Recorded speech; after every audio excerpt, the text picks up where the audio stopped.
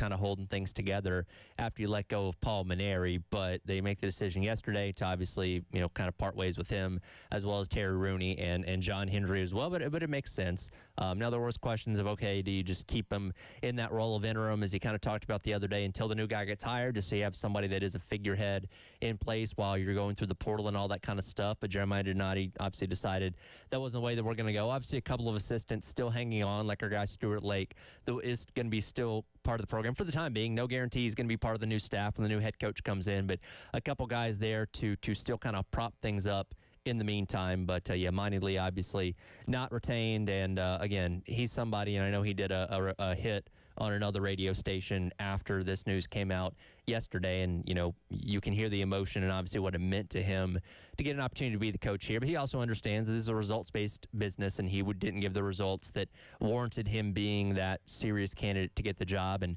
again, he's one of those people to talk about a lot, like, you can like the person but also not be pleased with the results on the field, and that's what you had this year. Monty's a great dude. Loves Carolina, loves this state, and bleeds the University of South Carolina when he's been here as a coach, and everybody loves him for that. But again, you have to look at wins and losses, and they do matter. And unfortunately, he didn't do enough of that from the winning side of things over the course of the past 2 months to warrant him being a serious coach. Though we wish him best of luck, and I have no doubt he's going to find a job somewhere else. He's never not coached in the state of South Carolina, so it would be cool if he can find a landing spot to stay within the state that he loves so much and has grown up in. But we'll obviously see. But yeah, his time here at Carolina, for now at least, has come to an end. Yeah, I don't know. I want him to go somewhere. Just don't go to Clemson. Back to Clemson. That's the one thing. Don't go to Clemson or something like that. But I would, wherever he goes, thank you, ESPN Plus, now for being able to watch every baseball game that is played. I'll be pulling for him, much like I'm pulling for Chad Holbrook. Yeah. And I really, really hope that Monty gets a chance to go to a mid-major, a good mid-major. I don't know what's open and what could come open, like Charlotte or, something like that. That's kind of local, but at the same time a little outside of the state. I'd like to see Monty branch out. Interesting. Monty, I don't know how it compares. He's got to be. I mean, Brad Scott coached at both, and I know there are some other people assistants who have coached at both. Monty gets the interim head coach title. I've got to assume he is the only coach in the history of South Carolina Clemson to be a head coach at both Clemson and South Carolina. I'm going to go into that assumption until somebody tells me differently. I don't think there's another baseball. Again, assistants are one thing. Lorenzo Ward coached at South Carolina and at Clemson. Brad Scott, South Carolina and Clemson. There have been plenty of others that have come down that path at some point and done assistants here and there. But I'm going to assume, in terms of maybe being an actual head coach, that nobody else has done that, and throw in the fact that he was an assistant coach, a head coach at College of Charleston, and he's from this state. Right. Like, it's an impressive run, and I'm happy for him.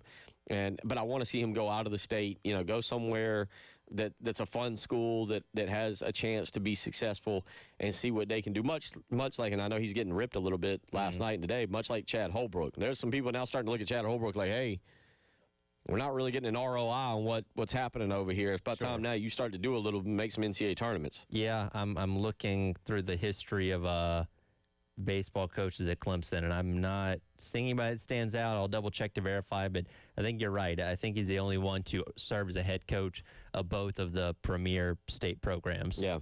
So anyway, we'll talk about that a lot today. Obviously, I will say this: I don't know how this is going to end.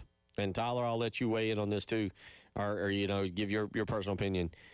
At least what I have seen and heard from mid-March into March to now, Jeremiah Donati has aced the appetizer portion of the test, if you will. Mm-hmm. The early portion.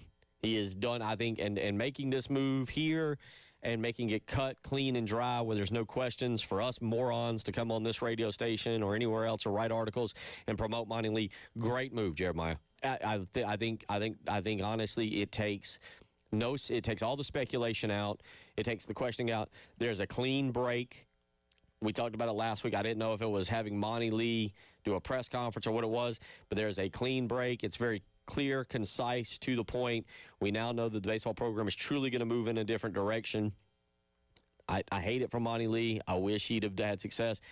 I don't know the level of Monty Lee's fault against what Paul Mainieri left him. I know there's a lot of people who believe that this is that give Monty a true shot with his own team, that Paul Mainieri left him too much garbage to try and clean up. Whatever, but I give Jeremiah Donati a lot of credit so far for what he's now.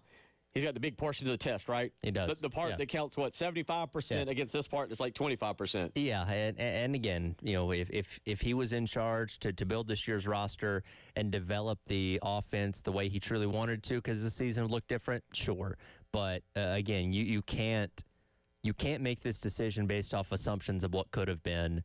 And again, this is Jeremiah Donati, new athletic director, who doesn't have prior ties to Monty Lee. If Ray Tanner is still the AD and we still have the fallout with Mainieri, then maybe you do have Monty Lee that hangs on to be the interim head coach until somebody else is named, and then maybe there's an encouragement to keep him on as an assistant once again, like we saw from the transition of Mark Kingston to obviously Paul Mainieri. But again, new guy in charge that doesn't have that same relationship with Monty Lee, that says, I'm sure, he thanked him for what he was able to do and trying to piece things together. But hey, it's business. We got to go a separate way here. Best of luck to you, and we're kind of moving on to the next thing. So we'll get into that. We'll get into that more coming up in the next segment.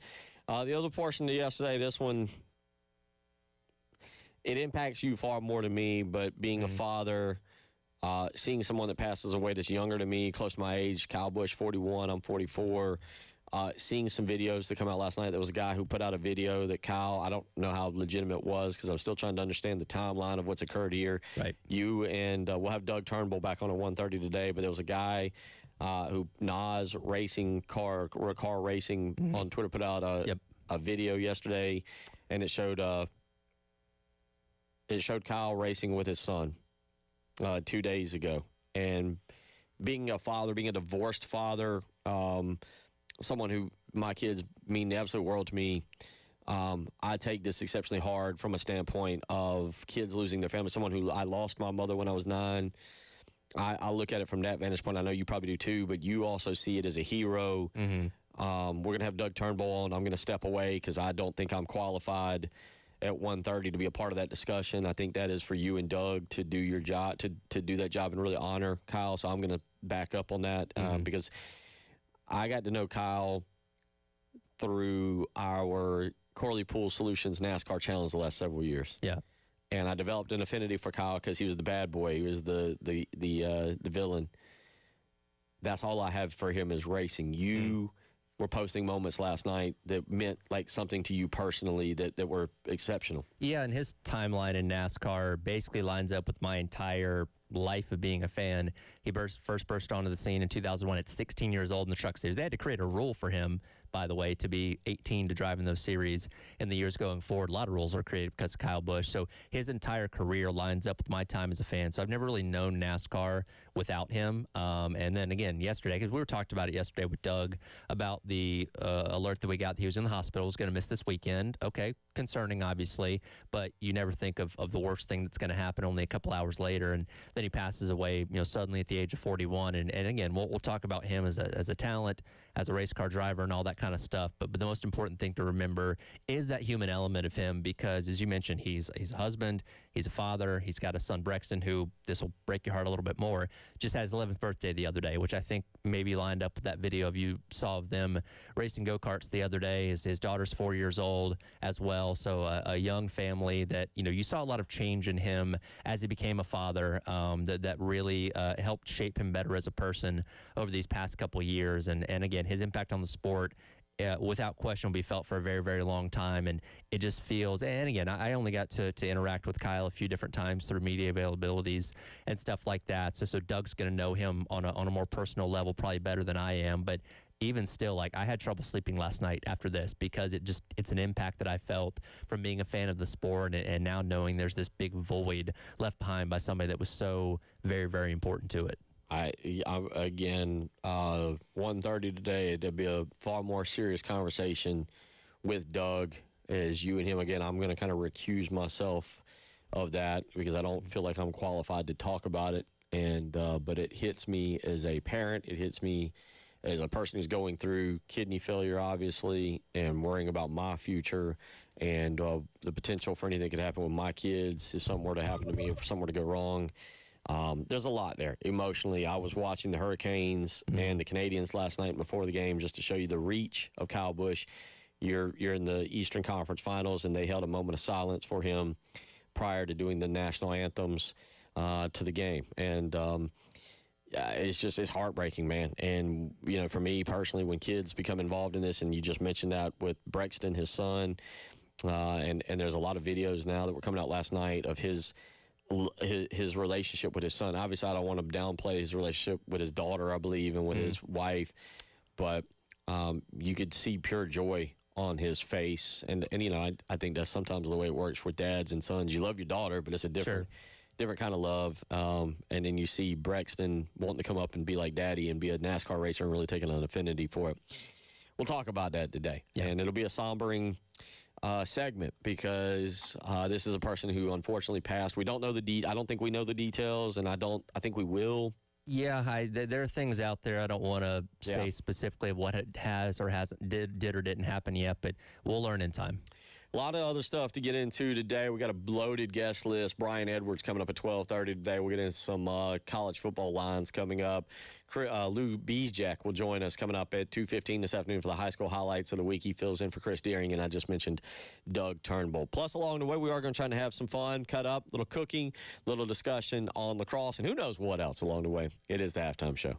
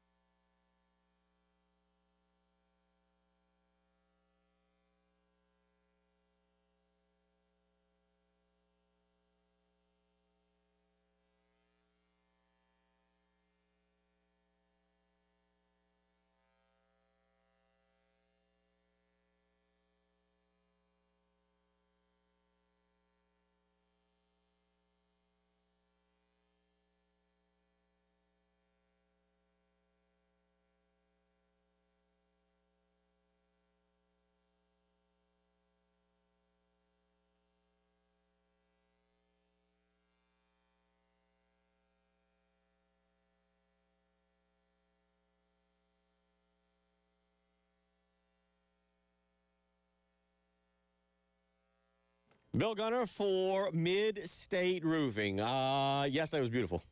Phenomenal weather. Not so much the next about 10 days. A lot of rain coming. It's going to be pretty wet. Now, the question is, have you thought about your roof? Have you thought about how it will hold up when some of these rains come through? You're going to have a leak? Your home? Your business? You probably haven't. Let's be honest. You're worried about far other things. Like, I don't know what you're going to grill this weekend or what the summer vacation plans are looking like.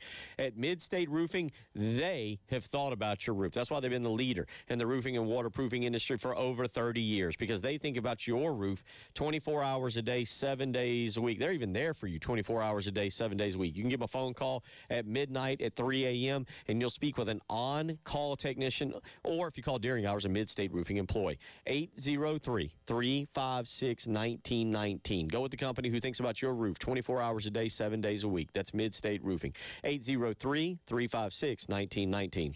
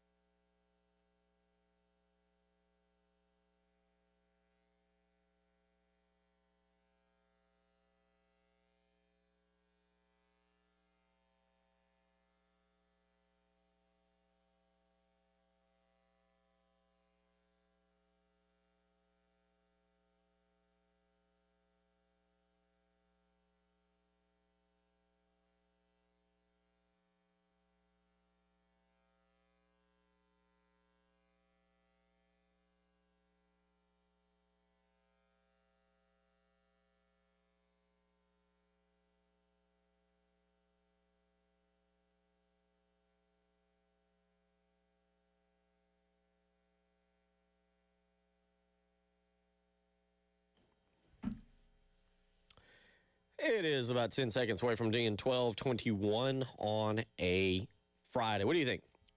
Day before Memorial Day weekend. Is it a beer kind of day, guys? Is it a margarita kind of day? No, I said Cinco de Mayo is the official start to me of margarita season. Is it a margarita type day? Is it a beer type day? Do you go for a good liquor drink? I feel like Memorial Day is more of a beer type of holiday. I know you're not a beer guy, but I feel like beer is more apropos for Memorial Day. More lakey, more grilling out. Yeah. You can obviously drink a lot of beer over the course of the weekend. Pace yourself, by the way. But yeah, I feel beer is more like the summertime holidays, Memorial Day, 4th of July, even like Labor Day. Those are more kind of beer type of holidays. I'm with you. All right. Dave, you want to weigh in on that? What do you think? What do you think is the proper choice? Now, I'll start. It's a Friday. So what is the beverage of choice to get you into the weekend? That would be probably a Bloom energy drink or a Celsius. I've gotten Dave hooked not playing by the rules. I've gotten Dave hooked on energy drinks. I apologize to everyone out there. He saw me drinking a Celsius not long ago, and he's like, "What's that?" I'm like, "Celsius. They any good?" Yeah. And Dave's been hooked ever sin's. Excellent work, Dave. Absolutely. If you have an adult beverage of choice, can I get that one?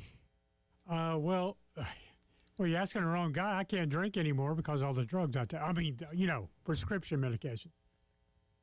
They all conflict now. The line was back there. Right. Dave has gone over there. So today's show is actually going to be Dave's intervention. We're going to get a bunch of people in here. We're going to have some honest conversations with Dave. How's that sound? What I'm learning is Dave is a habitual line stepper when you try to ask him a question. Margaritas, man. Could have saved 2 minutes. That's what he was looking for. All right, I'll just do that for now. Thumbs up. I'll just lie. Whole segment's broken now. I'm sorry. Yeah, margaritas for sure. But beer's probably the choice for everyone else. Yeah. All right. So anyway, South Carolina baseball. I'll ask both of you. Dave, I'll start with you because you've been a little more opinionated, I guess, on what you think South Carolina can and can't get in this baseball search. You good with this move by Jeremiah Donati to basically, and to put it out, cut things clean, not let it linger, not let the questions linger? We have an answer. Monty Lee is not back. Now, I think nobody cared. No offense to Terry Rooney and everybody else. I don't think anybody else cared. But are you good with this move of going ahead and ending this right now? Absolutely. Just make a clean sweep of it, start all over, and bring someone in here who's great, who's going to do good, get us back to where we need to be. That's a great answer, right? That is how you do it, Dave. Your thoughts on that? Yeah, I think it's kind of expected. I think most people were hoping Terry Rooney probably would have been gone with Maneri because that was his right-hand man. I guess you couldn't have gotten anybody to fill that assistant, the pitching coach role during that time, so you hung on to him. But he was the true Maneri guy on this staff. And again, the pitching still wasn't great this season anyway. So, yeah, you got to have a clean break with it. Again, I think if Ray Tanner's still in charge, then maybe Monty hangs on for a few weeks longer just until you get the new head coach in. But this really kind of sends the signal of, okay, we're really starting over here, cleaning house as much as we can. Again, you got a couple assistants that are still going to be here for at least the next couple weeks. But when whoever gets hired as the next head coach, Dan Fitzgerald, Kevin Schnall, James Ramsey, they come in, they get to build their entire staff, and we're starting over. Because even with Maneri coming in, Monty Lee was the guy that went from one staff to the other, right? He was the interim for the short time between when Kingston got fired and when Maneri got hired, and he stayed on staff. But this is a true clean break, starting over, which I think is exactly what this fan base wants. I'm with you. And now this step. Now, I said I'm giving through, if you were to do it, I would say 75, 80 to 20. The 20% of the job search is done. Now you're under the 80%, which obviously is the difficult part here. But I like how it's handled. I'm grateful for Monty Lee. Do we expect any kind of? Now you said Monty Lee spoke. He was on a different radio station, okay. So we don't have the audio for that. But you could hear the emotion of obviously what this job meant to him, and obviously pretty disappointment, I'm sure, of not being able to continue on as the head coach here. But again, I know he understands, and obviously we wish him the best of luck, and I'm sure he won't have any problem finding a job. But it doesn't surprise anybody that this job meant a lot to him. Do you think, and we'll wrap up the segment with this and get to Brian Edwards, if he had a fair shot that he does better? Because that's going to be the big question. That's going to always be the what if. Well, he took over for Paul Mainieri. He took over, I saw last night, a lot of different analogies. Pretty much all of them can use on a radio program. But he took over and he dealt with what was left by Paul Mainieri. Do you think it's different, or things would be different if he got his, what we'll call it, what is honestly, I understand, a fair shot? It could have been. Now, does that guarantee that team would have been, in a super regional or the College World Series? I don't know. It's impossible to say. I think they could have overall been better than what Mainieri gave you, but I don't know if that's exactly what you were wanting out of your next head coach. You know what I mean? So I think he could have done better, but better doesn't mean it was where you wanted it to be. 803-404-6100. We'll get into some NBA playoff discussion. Another good game last night with the Knicks and the Cavs, as well as some college football. It'll be here before, would you say 99 days until week 0? 99 days. I'm telling you. Go ahead and start marking your tailgate plans. We'll get in with Brian Edwards when we come back. You're listening to the Halftime Show.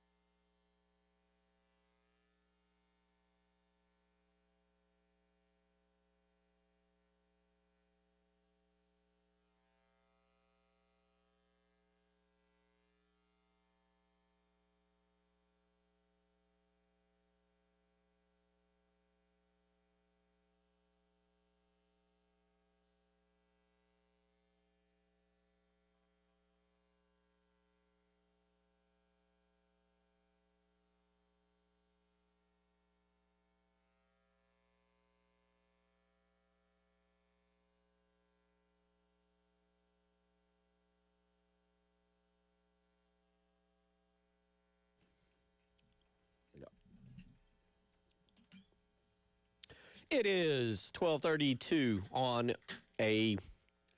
I see the sun peeking out a little bit as I look through the little sliver of window that we have down there in the bottom left corner of our studio. So it looks like a nice day. Rain expected to move in though, so get out and be about outside for just a little while before we start getting all this rain that's coming in. And as we just pointed out, 99 days until the start of college football season. That's right, week 0, 99 days away. That means the regular season, week 1, 106 days away. See how that math works? Well, we got to figure it out. And joining us now to talk a little bit about week 1 plus some NBA stuff, our good buddy with MajorWager.com and, of course, Vegas Insider, where he's the senior handicapper. It is Brian Edwards. Welcome in on this Memorial Day weekend, Mr. Edwards. Hope you're doing well and got big plans for the weekend. Thanks, buddy. Happy Friday, Mr. Gunner and Tyler. Hope y'all are doing well also. All good here. Yeah. Now, are you a big griller, or are you more the guy that shows up? Okay, so you get what all of the grilling items you have? You got a smoker, a grill, a flat stone, a black stone. What all you got back there? I just got a just gas grill, just simple, nothing fancy. Pork tenderloin is my special. I throw some pork chops, some burgers, some steaks on there, and yeah, we eat good around here. There you go. All right, what's the plan for the weekend here? What's the items on the menu? Are you going to a party or going to family? Yeah, I'm going to a party all day Sunday, excuse me, and they do a crawfish boil, and one of the guys from Louisiana makes a very, very good jambalaya, and I'll be mostly on the jambalaya. There you go. Okay, we'll have to circle back to that. Is jambalaya a Memorial Day dish? It depends on the region of the country. I think jambalaya can apply to any holiday if you're in the right place, like New Orleans or something like that. Okay, all right. We'll have to circle back to that. Brian, let's get into the start with the college football, then we'll go to the NBA here, and we've started to tease and promote a little bit about week 1. Real quick, before we get to the South Carolina game, the line is now out, and we'll let you share that. But real quick, let's recap one of the games you're looking at in week 1. We know College Game Day will now be there. Is LSU and Clemson. That line is still hovering with the LSU Tigers -7 to 7.5. Give us a quick recap of what you told us in previous weeks on where you're leaning with that. Actually, 11.5 at FanDuel on that one. And I think DraftKings had 10.5. I'm scrolling that. Yeah, DraftKings still has it 10.5, but I like LSU, whether it's 10.5 or 11.5. And more than I would say I'm probably fading Clemson about 65% and backing LSU about 35%. I think Clemson's going to be bad this year. They have no experience at quarterback. Dabo, it's way past time to get with the new college football era. He did go get a career high 10 guys out of the portal. I think his previous high was 5 tops.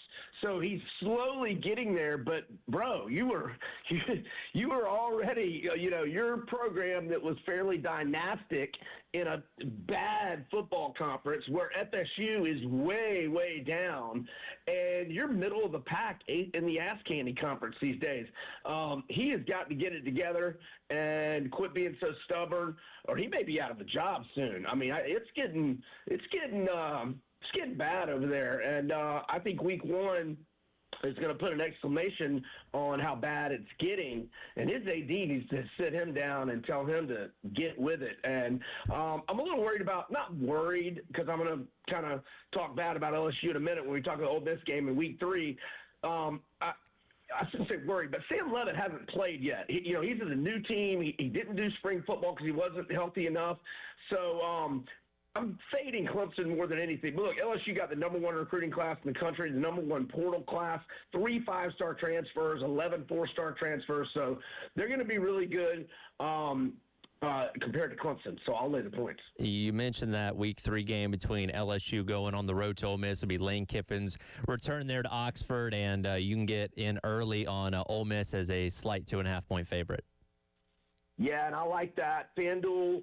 I noticed it yesterday morning, so I don't know when they released it. I think I had looked about 48 hours earlier. They only had the week 1, and they had a Houston Texas Tech week 3 game. But I noticed that yesterday morning it's still at 2.5. Or you could take Ole Miss minus 130 on the money line, and I think I actually prefer that. I would hate for them to win by 1 or 2.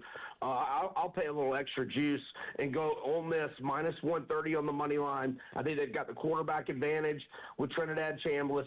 They've got an absolute stud in Kewan Lacey at running back. They've got 3 offensive line starters returning, and that crowd is going to be absolutely raucous.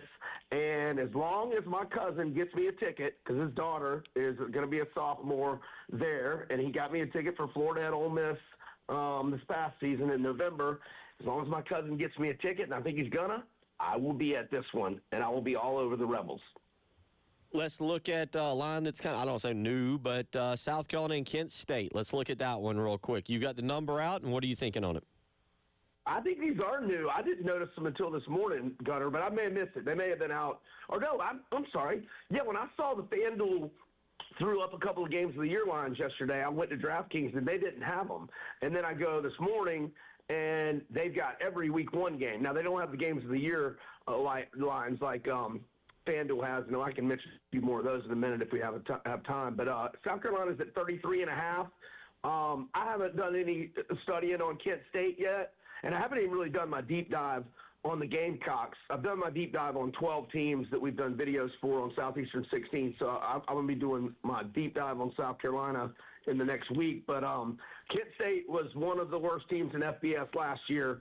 So I'm sure it'll be a South Carolina or pass situation. I don't like to lay, more than 4 touchdowns. Really don't like to lay more than 17 or 18 in general, unless I really love it. So I'll probably be a pass on that. But, I mean, if I do a deep dive and Kent State looks like the worst team in America, that could change. But it's probably South Carolina or pass, and it's 33.5 at DraftKings. You said you've done a deep dive, if I understood you correctly, on South Carolina now. You've gotten the SEC teams. Do I understand how you worded that correctly? No. I'm getting to South Carolina next week. I've done my deep dive on 12 teams that we've done videos for on Southeastern 16. I've got Vandy, South Carolina left, and 2 others that I'm blanking on right now. Okay. All right. Well, we'll get to South Carolina next week when you come back and join us. But let's jump to what is happening this weekend, the present right now. And the NBA is in full swing. Spurs Thunder have been a lot of fun. And tonight, is it tonight we get Game 3, or is that tomorrow night? Tonight is Game 3 of the Western. Tonight. Tomorrow's Game 3 of Eastern. I felt like that was quick, but now that I think about it out loud, yes, Game 3 tonight. This game will be in OKC. Yeah, Game 3 tonight. At San Antonio, Spurs are 1.5-point home favorites. There's a couple of 2s out there. Westgate Superbook and Circa are at 2, but most spots are 1.5. Total in the 217.5 and 218.5 range. So I'm going to put a little on OKC for now. But we've got 3 very important injury situations. Dylan Harper is questionable for the Spurs.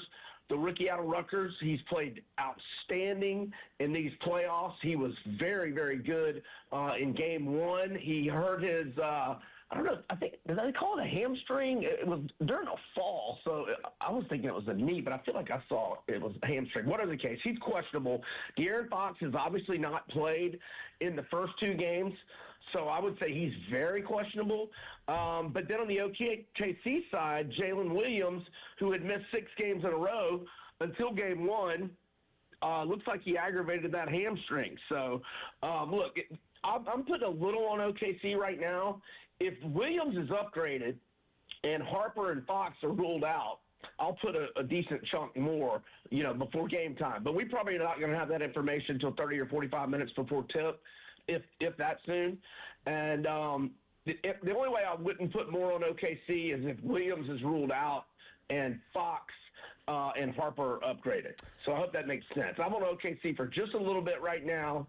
And if the injury statuses go my way, I'll put a little more on OKC later tonight. So as you mentioned, the injuries piling up there for both teams in the West. Let's say the Knicks are able to sweep the Cavs and give themselves a little bit of rest before the NBA Finals, and this series in the West goes to, say, 7 games, and you can't get these injuries to rack up or be affected here. How much does that change how things will be viewed for the Finals coming up here soon?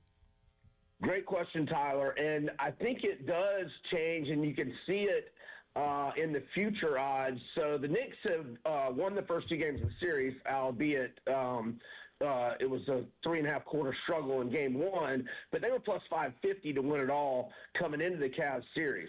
You know, they have a commanding 2-0 lead now, and they're down to plus 400.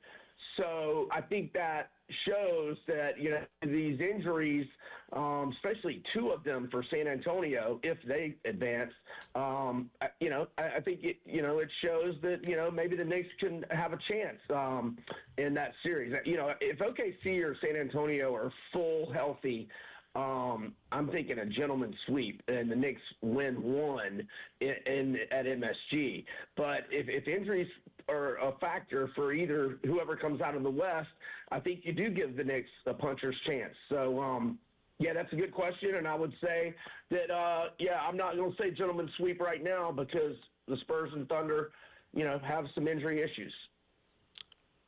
Just real quick, you're an NBA guy. Let's go away from just picking games or something.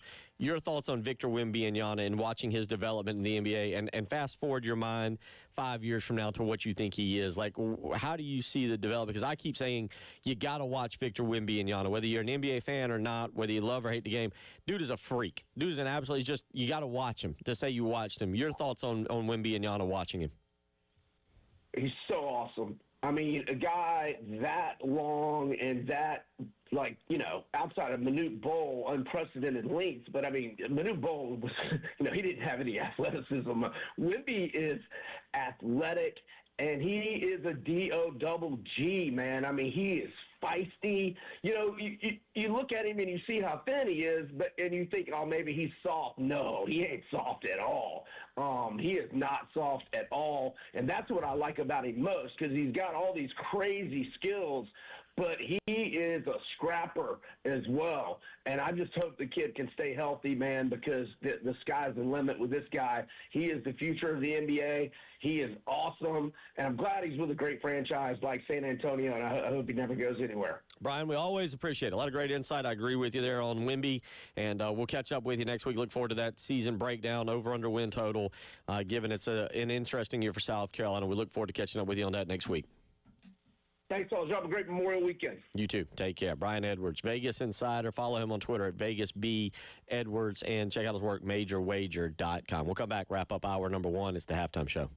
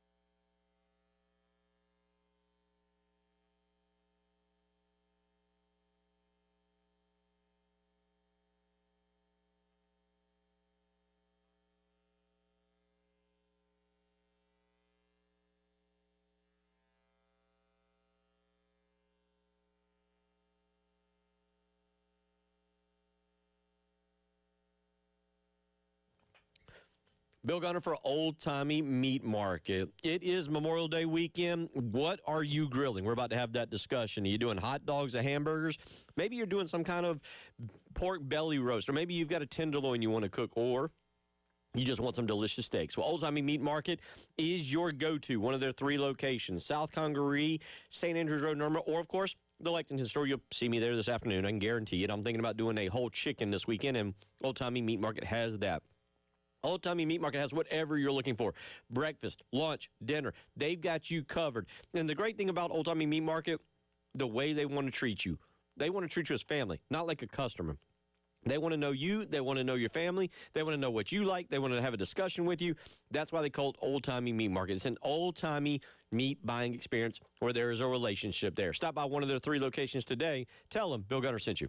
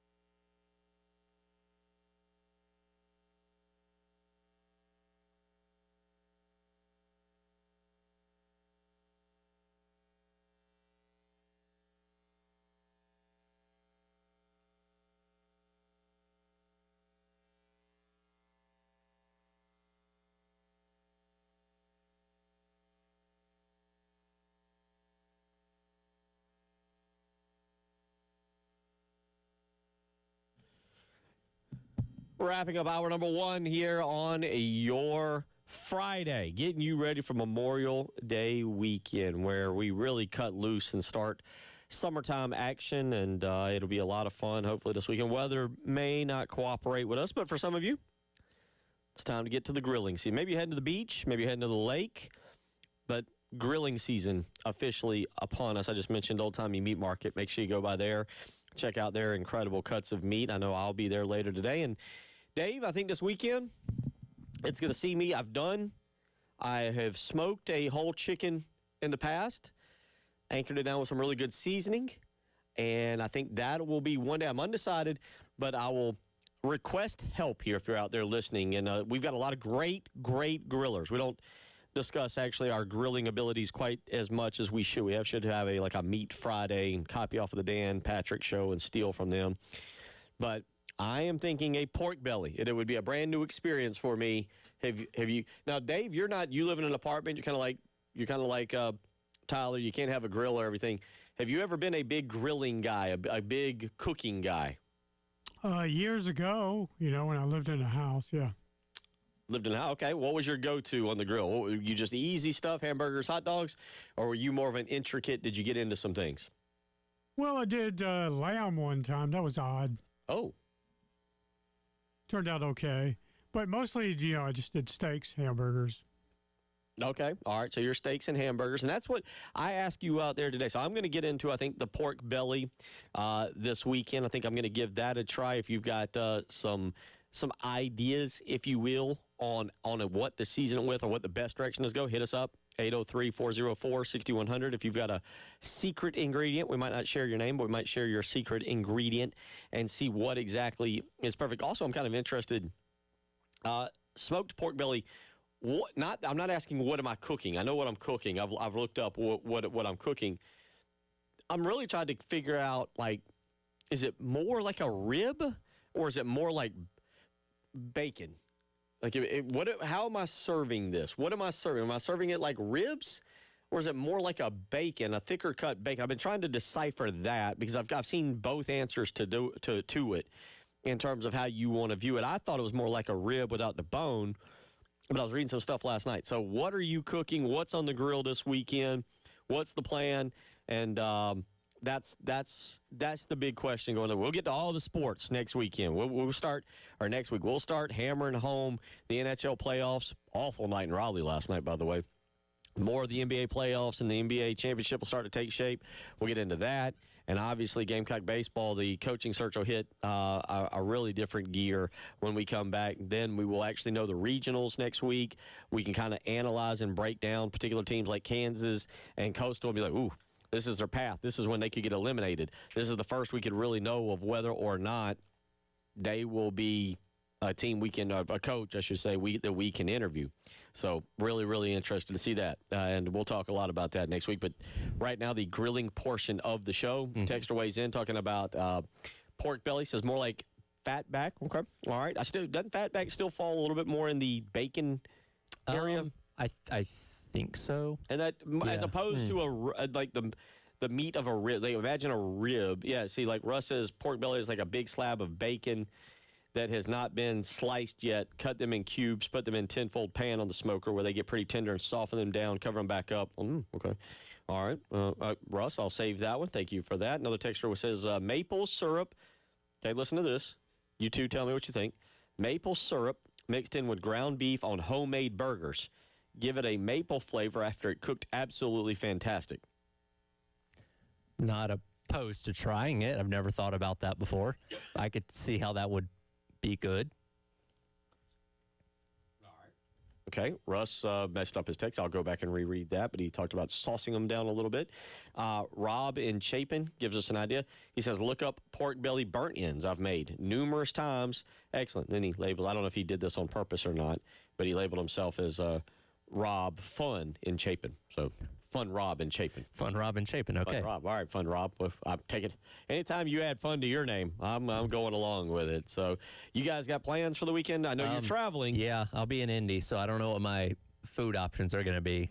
But hopefully the race gets run on Sunday and we can enjoy whatever Indianapolis has to offer on Monday. Okay. We'll talk about this in the next hour. I don't want to go down this path just yet. I do wonder your opinion of how the atmosphere will be.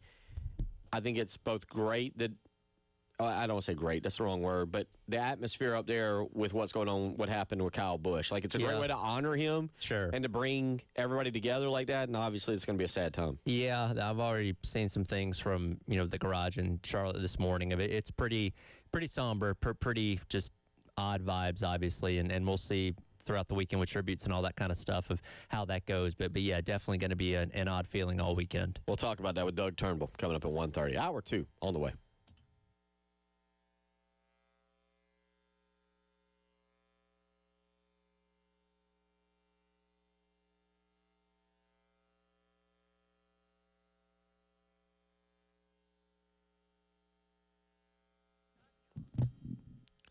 Bill Gunner for Mid-State Roofing. Now, you hear me talk about them all the time and how they are the leader in the roofing and waterproofing industry. For over 30 years, they have been the leader. And let me tell you something. It is that proven history, those 30 years, that is your assurance that their professionals will provide proper advice, service, and results. Most importantly, the results are important. And let me tell you, as somebody who's had out Mid-State Roofing to the house to work on some things with the roof, those results are important. And at Mid-State Roofing, they make sure they're done in a safe, timely, and most important, pleasing manner to you and your operation, whether it's your home or your business. Whether you're here in Columbia or Florence, Myrtle Beach or Charleston, Aiken or Spartanburg, Myrtle Beach, again, pardon me, Mid-State Roofing is the best place to go to have your roof looked at. And they're open 24 hours a day, 7 days a week, ready to take your phone call. Give them a phone call at 1 a.m. They will be ready. 803-356-1919. If you've got a leak, let Mid-State Roofing take a peek.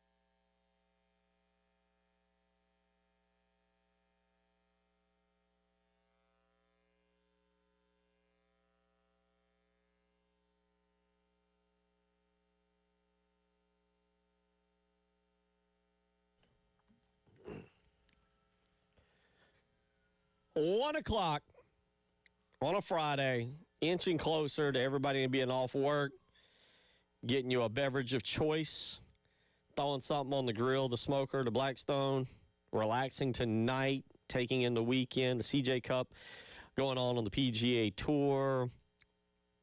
I don't know if that really draws your attention. Lacrosse Final Four, National Championships taking place tomorrow. I don't know if that draws your attention. NHL and NBA playoffs going on. I don't know if that draws your attention. Yesterday, we kind of debated it. Are you still at all, in any way, shape, or form, watching the SEC or even the ACC tournament? Like, does it have anything? Does it literally have anything that attracts you to it? We're sitting here. I think this game is live. I hadn't really thought about this as I look up on the television in front of me. Florida and Alabama in the SEC tournament is on right now. Tyler, is this live? Do we know if this is dead on live? No, that was last night. Okay. Florida run-rolled them 13-3. Oh. So you could have bet me money on that. You'd have won. Yeah, Georgia and Florida will play in the semis tomorrow, and you have the remainder of your quarterfinal games today. I think Texas, Arkansas, and then Auburn and A&M are your last two games of the quarterfinals today. All right. So, yeah, just looking up here, it looks like it's in the middle of the day, though. I know you're saying that. You said this was last night. Well, yesterday afternoon. Oh, okay. It wasn't the night. It wasn't the last game of the day.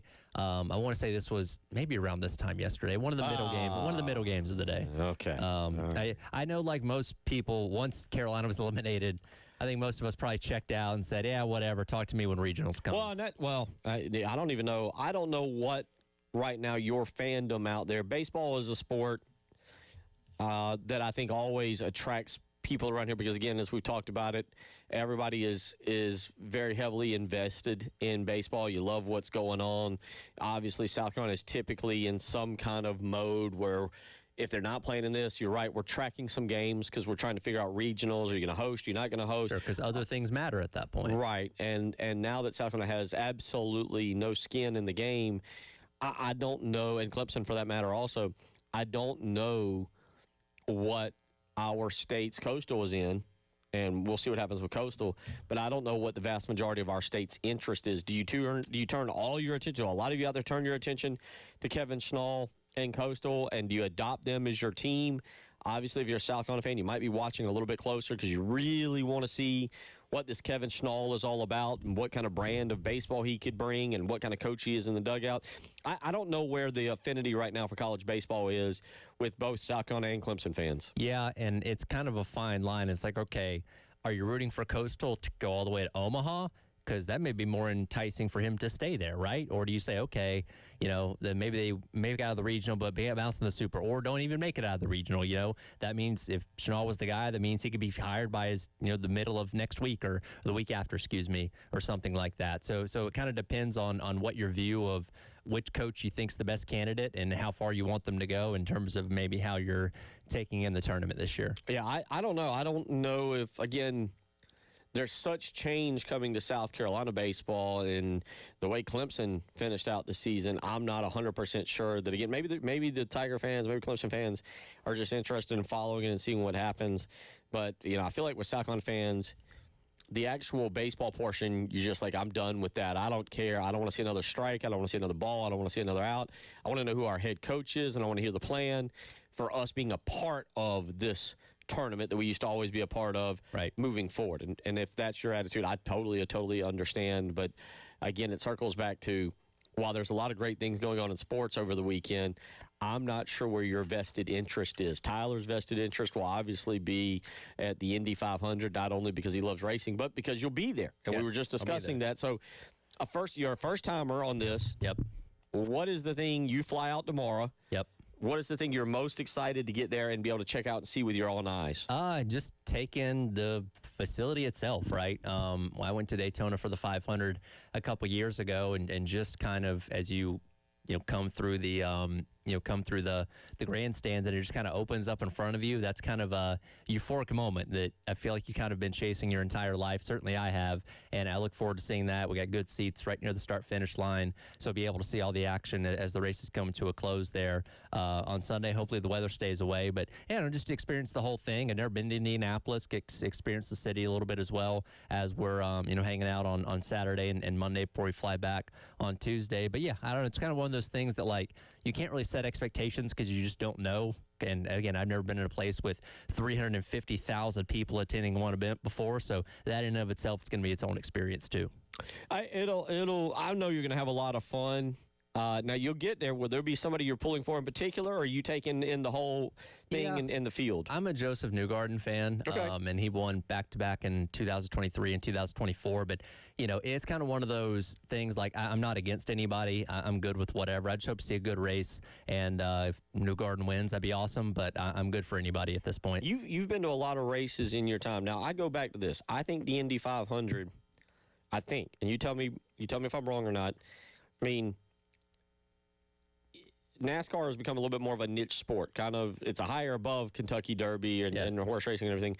But is the Indy 500 the pinnacle? Is it the mecca of racing that every race fan has to get to? And a person like me who might not know all the fine intricacies, if you will, but has got to attend 1 week. I think is it today? I know Jen was always big on this. Carb Day. Today's Carb Day and the Weenie 500 coming up in about an hour. Don't forget about that. So they'll be racing the Oscar Mayer Wienermobiles around Indy. I still want the Freedom 100 back. That's the Indy Lights race that they used to run on Carb Day, which was always fun.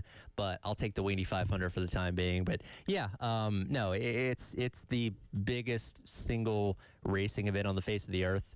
Look, there are big F1 Grand Prix and stuff like that, but Indy is its own thing, and I'm excited to be a part of it for the first time. David?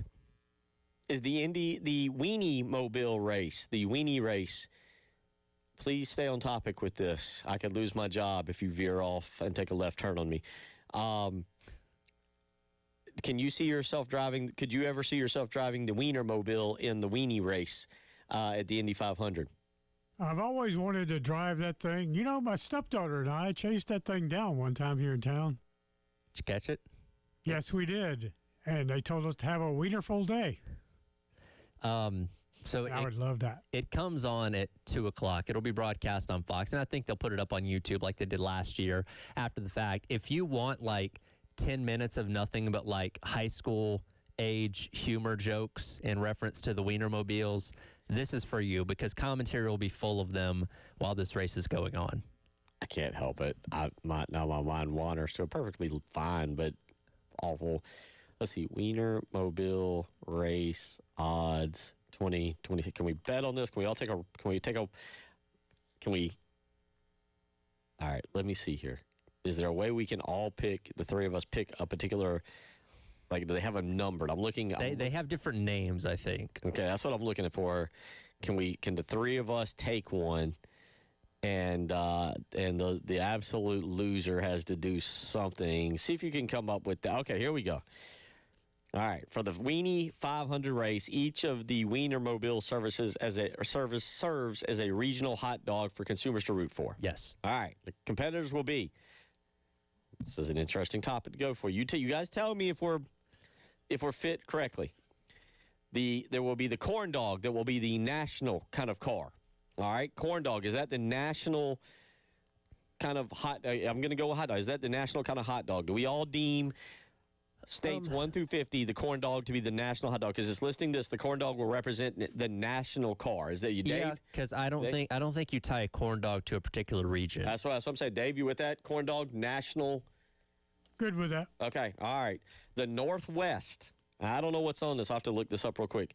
The Northwest is listed as the representative from the Northwest is listed as the Seattle dog.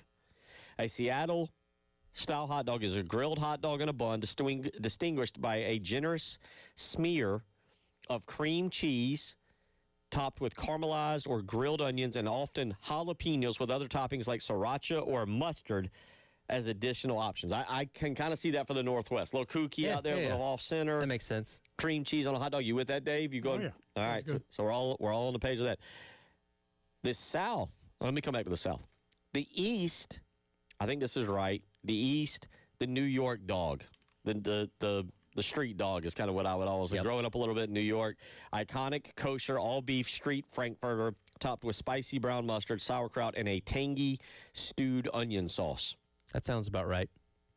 Okay, now, you guys paying attention to this because we're gonna pick a car in a minute. Loser, we're gonna figure out. I'm gonna submit to our audience to see what punishment the loser has to deal with. That is the Eastern dog, the New York dog. The Midwest dog, once again makes sense. It is the Chai dog, or obviously the Chicago dog. The Chicago dog is labeled as an all-beef frankfurter on a poppy seed bun. I'm reading straight off of what it's listed as. Dragged through the garden with a specific set of toppings. Yellow mustard, chopped white onions, bright green sweet pickle relish, a dill pickle spear, tomato slices or wedges, pickled sport peppers, and a dash of celery salt with ketchup. Strictly forbidden. Yeah, I was going to say, you're not allowed to put ketchup on a Chicago dog. Good. But yes, that sounds, I've never been to Chicago, but that sounds pretty up that alley. It says the hot dog is typically steamed or boiled, not grilled, to keep it juicy, and the bun is steamed to be soft. You good with that, Dave? I'm good with that. All right, so right now, so far, your hot dogs, I've covered the Chai dog, the New York dog, the Seattle dog, and the corn dog. That leaves us with the South and the Southeast. Now, you guys tell me if this is right. The Southeast. Now, I don't know what exactly the difference between the Southeast and the South is when we breaking this down. The Southeast is listed as the slaw dog, and the South is the chili dog. I feel like we're just kind of moving things around here, but sure. Southeast, I think, would South Carolina be considered in the Southeast, or are we going South? I would say Southeast for the slaw dog. Okay. For Now, South Carolina? I prefer chili dog, but I think slaw dog is more representative of the region. Okay. All right. You think, Dave? No. Chili dog, South, 100%. We got a poll question that is now risen. Okay. 803. Now, again, I prefer chili dog, but I think the slaw dog's more representative. All right. So 803-404-6100. Slaw dog's what you get in grammar school. They throw, it's, What grammar school did you go to where they were giving you slaw dogs, Yeah, Dave? really. What high-end, highfalutin grammar school were you at? it was coleslaw. I mean, is that high end? Apparently. I never Compared got, to what I was never got getting, yeah. slaw dogs in grade school. One Questions was about hard on one side and soggy wet on the other. And it's still traumatizing you all these years later, huh? Yes. So you're saying the South. Let's go with, what is the hot dog of the state of South Carolina? What is the hot dog? Is it the slaw dog? Or is it the chili dog? People would have said 30 years ago that it's a Sandy slaw dog, Oh. but I'm 100% with a chili dog all the way. Well, see, Sandy's had a great chili dog. Oh, we have a great debate going here, I think. This isn't even is a hot dog a sandwich? 803-404-6100. I'm going to put this on the poll question, too, and tag Tyler and Captain Dave. What is the hot dog of South Carolina? The slaw dog or the chili dog? Because it lists on this is from USA Today, by the way. The slaw dog is in the Southeast. The chili dog is in the South. I think I'm going with chili dog. But I got to admit, a good slaw dog. Couple fast food establishments have one. I'm kind of craving one now. Might see if we can DoorDash one here during the show. You going? What are you going with? I'm going slaw dog. You going slaw? Yeah. And you're going chili? Yeah. You and I are going chili? Chili 100%. We're totally against Tyler. All right, let's make our picks here. All right, so I'm asking you two questions right now. What is the hot dog of the state of South Carolina? If you're going to have a hot dog this weekend, what are you having? A chili dog or a slaw dog to honor the state of South Carolina Memorial Day weekend? Slaw dog or chili dog? 2, send in your punishment for whoever finishes dead last year. What should the punishment be for the loser of the Weenie 500 race? You got 6 wieners to choose from. Dave, will let you go first. Slaw dog, chai dog, New York dog, chili dog, Seattle dog, or nationally the corn dog. What wiener are you taking this weekend in the Wiener 500 at the Indy 500? I'm going with the Chicago one. Dave goes Chicago. Tyler, To be different, I guess I'll represent the South. I'll go with the slaw dog. I'll go chili dog then. All right, we got our dogs picked. Coming up on Tuesday, the loser will have some kind of punishment picked for the loser. You're listening to the Halftime Show.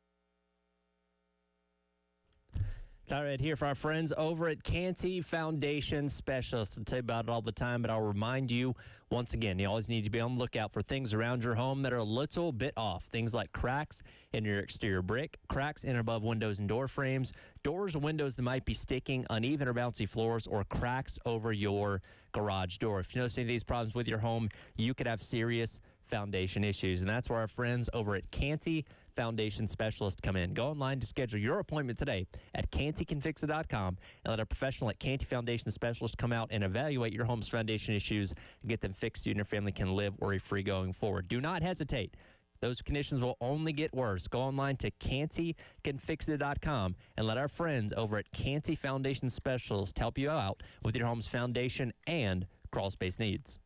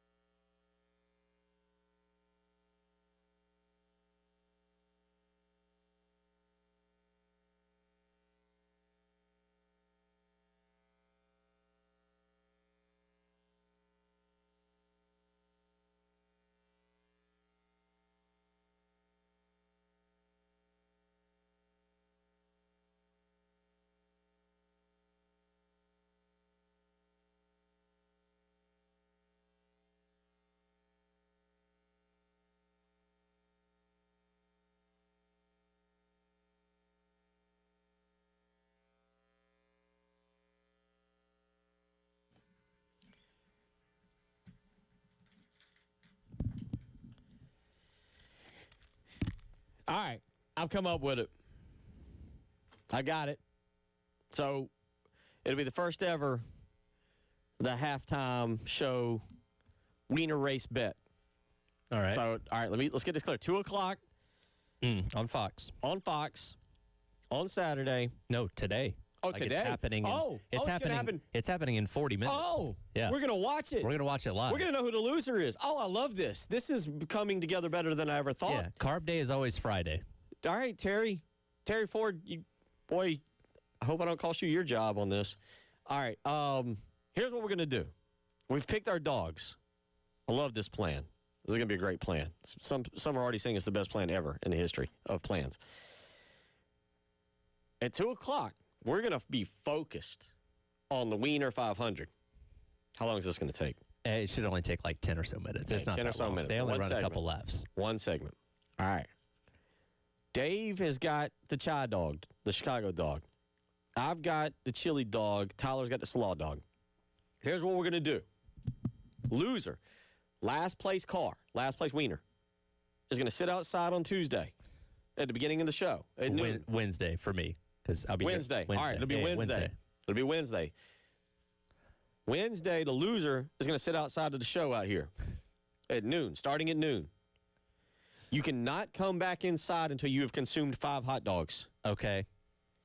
All 5 right. hot dogs. You cannot come back inside. We're going to put a sign out there. Now, we can get, I've done this. I've been outside before and we grilled something. We're going to sit outside. So, Dave, if you lose, Dave's going outside. Dave, can you eat 5 hot dogs? I should have asked your health. That's going to throw my diet way off. It is, Dave. We may have to come up with a compromise. No. That are similar to a hot dog. No. Or a vegan dog, perhaps. Well, let me know on that. All right. Well, No, what about with no wiener? Well, that wouldn't work. yeah, no, you got to, unfortunately, you don't have to eat the bun, Dave. I'll give you, no, sorry, Dave. You're in a job where sometimes your diet doesn't come first. I apologize. I've gone down this path before. Your diet has to sometimes take a background to what we're doing here on this program. All right. Loser, Wiener race in 40 minutes. Loser, so the sit outside, you got to consume 5 hot dogs. That might take you 3 hours. It might be raining. Sorry. Loser's a loser. You're going to have a sign outside. I'm going with my Wiener came in last. We can also say I lost the Wiener race. I don't know. Okay. I like All right. my Wiener came in last. But a big sign, and you're going to sit on Gervais Street. People can come by, honk at you, and you got to consume 5 hot dogs before you're allowed to come back inside. Can I put a cup Okay. out there? People will give me money if I'm pretty sure no. Like, we got to draw rules somewhere, and I believe you begging for money would be the first rule. Well, be prepared to have cars driving by take pictures of you. Exactly. And hey, did you see the dude that was at I forget what baseball game it was, but he was sitting in the upper deck and he had the sign around him that said, "I suck at fantasy football." Yeah, excellent work. Same type of thing. Yeah. It's the public humiliation of it that takes it a step further. Now, Yeah. is this the last of the 3 of us or the last of the race? Whoever's Wiener finishes last. No, the 3 of us. It doesn't the 3 matter. of Like us. New York could finish last, but Right. Yeah. We could go 1, 2. We could pick the top. It's between the 3 of us. Yeah, we could pick the last one. All right, we could be 1, 2, and 3, but the third car, and then 4, 5, 6. But if you finish third and the other 2 of us are 1 and 2, boom, outside you go on Wednesday. This is good because we normally don't have great content on Wednesday to begin with, so this will be perfect.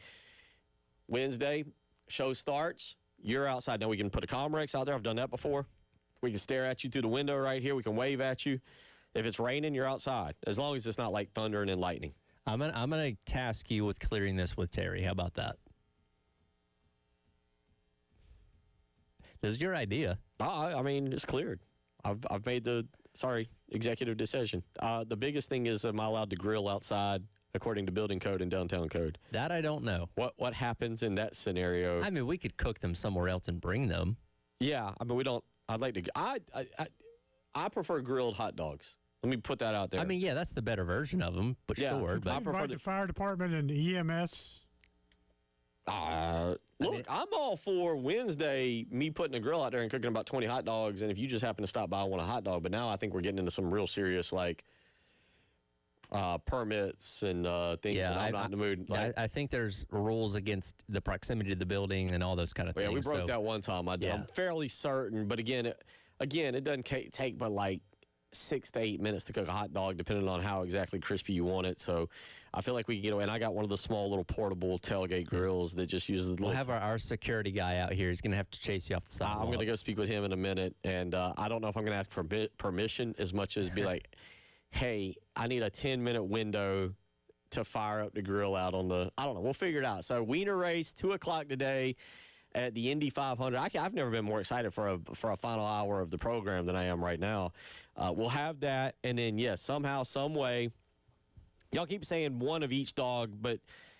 Or two, but the problem with that is now I got to go and get a whole bunch of then you got to get toppings, and that's a whole like I feel like for what we're trying to do, just basic hot dogs are probably the most effective way to do this. Yeah. We're just the rules. Are these just for us? Because one time we did a cookout July 4th in the parking lot.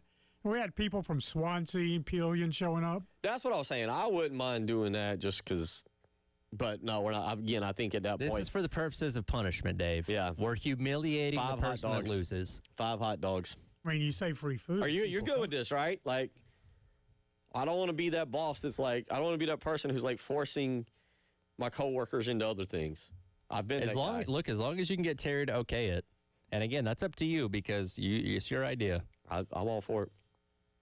Sign. We're going to get signed. All right, we'll put a table out there with a 107.5 The Game banner. Wednesday at noon. Plan accordingly. All right. I've never been so happy in my life. I'm so fired up. All right. Chicago dog for Dave. Chili dog for me. Slaw dog. Several of y'all weighing in. Let's see. Jeff says for the South Carolina hot dog, he goes with the chili dog. Slaw dogs from Sandy's were great, but since they closed, got to go chili. As far as punishment goes, he said loser has to drink a shot of hot dog. Ooh, that is disgusting. Ooh. Hot dog water? Yeah. Oh, no. Boy, you smell like hot dog water. Yeah, no. That's good one. We're not trying to make anybody throw up. I'm glad that insult is multi-generational. Let's see. No text in South Carolina. Slaw dog has chili on it. Go to Russia. I understand, but no, we're go to Russia's and order a slaw dog and it has mustard, chili, onions, and slaw. Andy weighs in. He said punishment of eating 2 of the 5 hot dogs. Yeah, again, too many toppings to get involved in. Another texter says South Carolina is the chili slaw dog. You have to have onions, ketchup, and mustard. That's the way we do it in Aiken and Augusta. Keep sending those in. What is the hot dog of the state of South Carolina, chili or slaw? And prep accordingly. In 30 and 33 minutes, we follow intently the Weenie 500 race up at the Indy 500 here on your Friday afternoon. Coming up next, though, we get serious. We talk about the man that was Kyle Busch, Tyler, and our great friend Doug Turnbull. We'll reminisce on Kyle Busch, and we'll talk about what he meant to the sport, what he meant to the future of the sport. You're listening to the Halftime Show.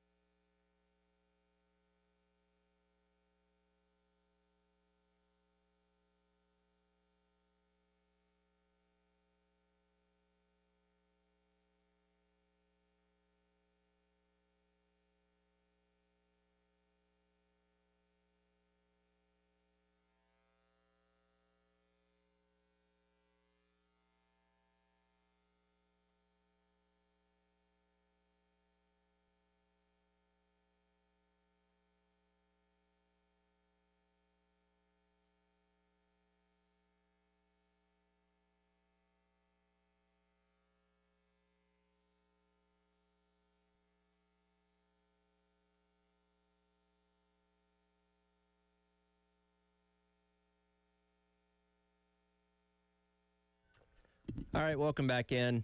It is the halftime show. Tyler Head, Captain Dave, and Bill Gunner along with you here on your Friday on the Game. Of course, we all know the news by now. We talked about it towards the beginning of the show. Kyle Busch passing away yesterday at the age of 41. And look, we're always excited to talk to our friend Doug Turnbull of the Performance Racing Network, who we welcome back in on the AAA Heating and Air phone lines. But Doug, this is obviously a conversation nobody thought we were going to be having 24 hours ago when we were making our race picks for the weekend. You know, we discussed yesterday that Kyle was in the hospital with a severe illness, and obviously we're wishing the best for him and hoping to see him back on the track soon. And then, like a ton of bricks, you get hit with the news only a few hours later that he, passes away. And this is a guy that this time a week ago was winning the Truck Series race at Dover, was racing in the All-Star race on Sunday. And it's so hard to wrap your mind around this being the reality. I agree. Yeah, I don't know that it could be better said. Yeah, I yesterday afternoon, when I hung up with you guys, I did a couple chores, took a nap, and at about 3:15 or 3:30 in the afternoon, I got a text from somebody, but it wasn't somebody in the industry, but somebody that knew people, and they had heard the rumor that he had passed, and I was just, I didn't know what to think about that, and and then it ended up being true. About 2 hours later, it became official.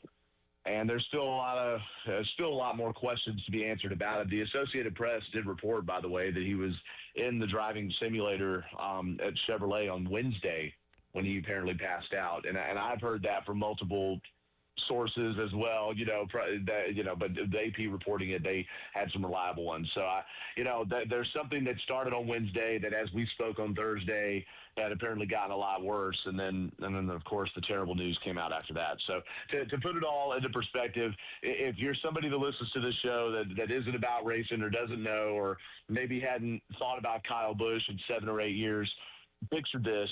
Picture Steph Curry in the NBA, or Mike Trout, Los Angeles Angels, or Aaron Rodgers, who just announced his final season, right?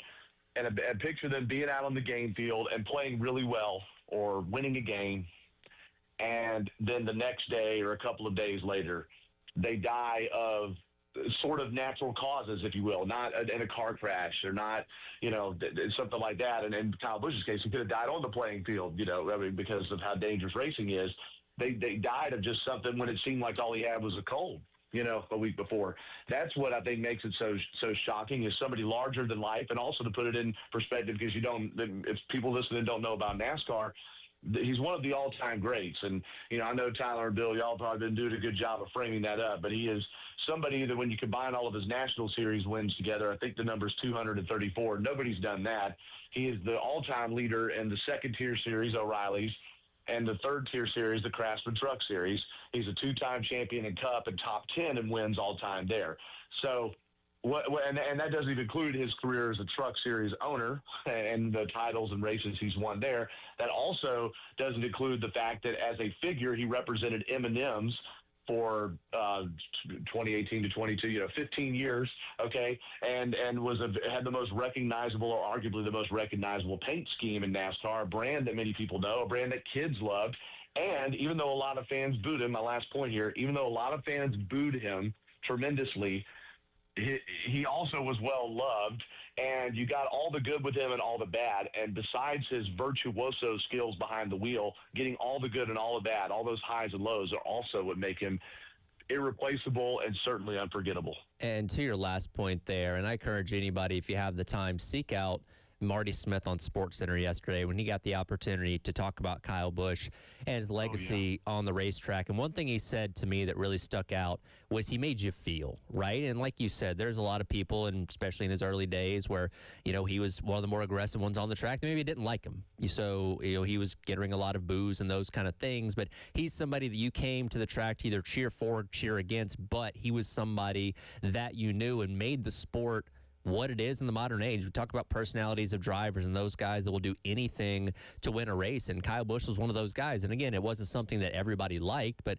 I thought it was interesting to see these past couple of years as he went to RCR, and the wins weren't coming quite as frequently in the Cup Series. I think fans created a greater appreciation for him since he wasn't dominating anymore. And I know Jeff Gluck talked about this on his live stream last night. I think we were all excited to see him finally get back to victory lane, hopefully in the near future, because that would have been such a big celebration of seeing him finally overcome the adversity he's been dealing with the past couple of years and get back over that hump. And unfortunately, that is obviously not going to happen. It's not. And I mean, I will say that I will say that Richard Childress Racing had started running better, and that team has a propensity for, showing up at big moments. And all its drivers have at some point. And remember, Kevin Harvick replaced the last most shocking death in NASCAR, Dale Earnhardt. And Kevin Harvick won 3 races later. I don't know that we're dealing with that situation. Austin Hill is driving the 8 car this weekend. And they haven't announced, at least not that I've seen, some permanent plan for what they're going to do for it. I'm sure they don't know that just yet. But this is something where they could put something on their backs, or Austin Dillon, the 3 car, the teammate to Kyle Busch and grandson of team owner Richard Childress.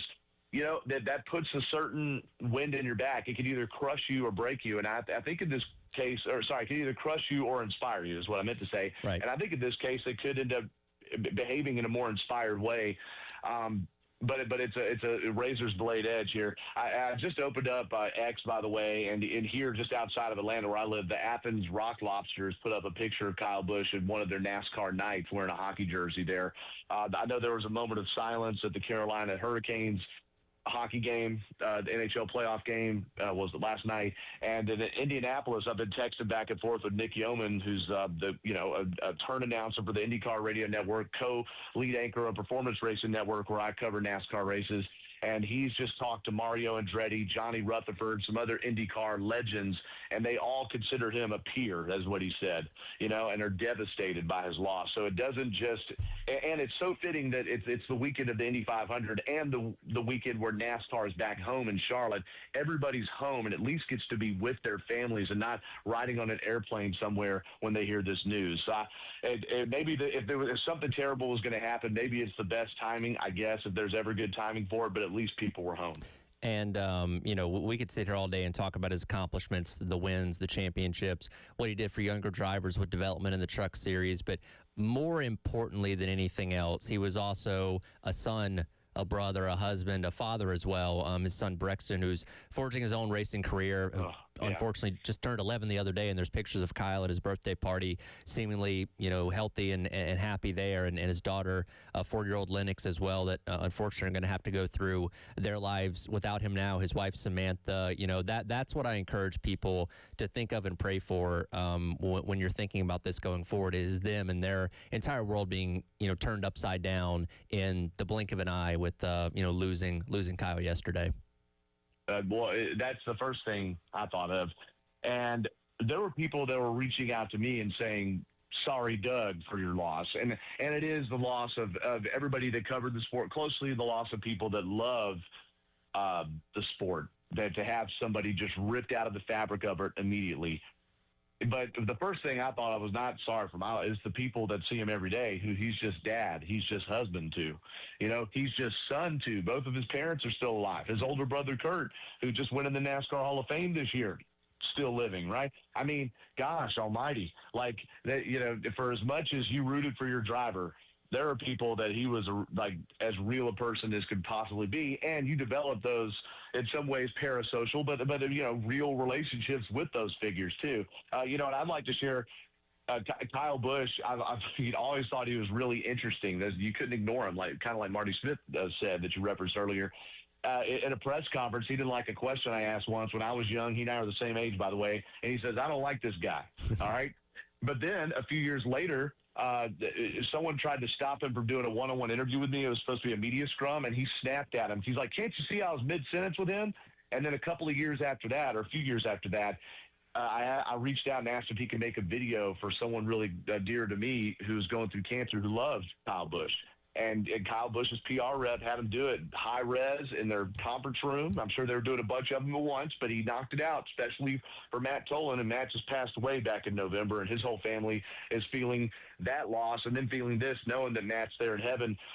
And I guess maybe they'll get to spend some time together. So you take all the good with the bad, right? And then it's what makes him memorable and indelible. Yeah, and thanks for taking the time today. Again, we could sit here and talk all day about it, but there'll be tributes pouring in all weekend. I shared some clips last night on social media of the raw talent that he was behind the wheel that made him so great on the racetrack. But as we just said, Doug, he was so much more than that. And again, this is a void in the sport that's going to be felt for a very, very long time to come.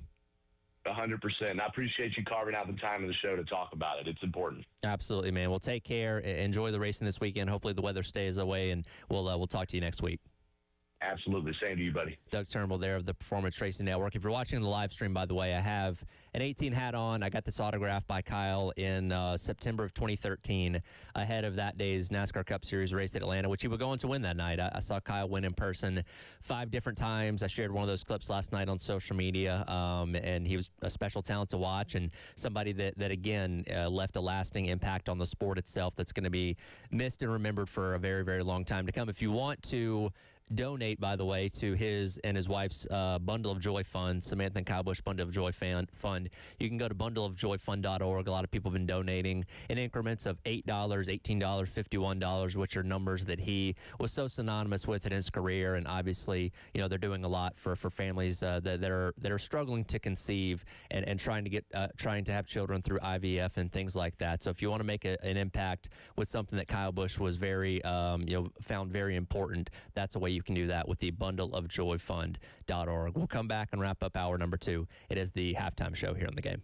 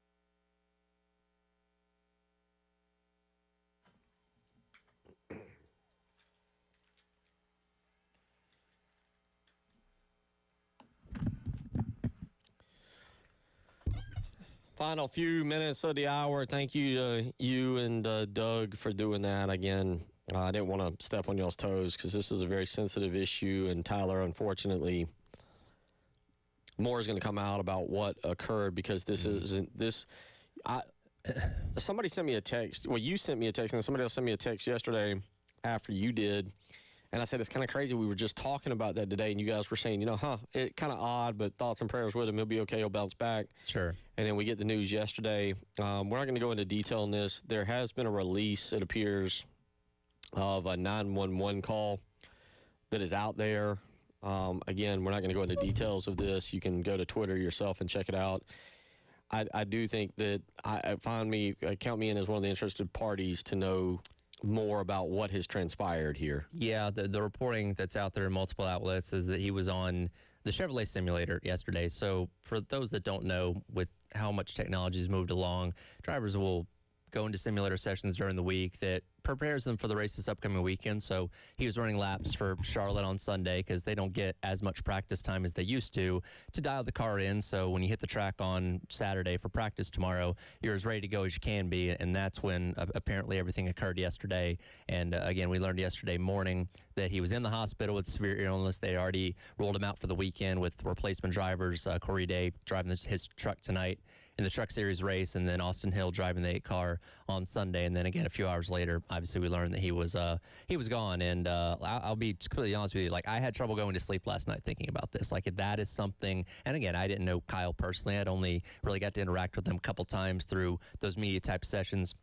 Like Doug talked about there, but like, I felt that impact from how big this is. And again, it's something that is going to kind of leave that void and hole in the sport for a long time to come. I wonder, and I'm not saying it aligns with what happened with Dale Earnhardt, but I wonder how old school NASCAR, because this was, unfortunately, Dale Earnhardt was before, I believe, you were alive. No, I remember. Okay, I remember that. you do?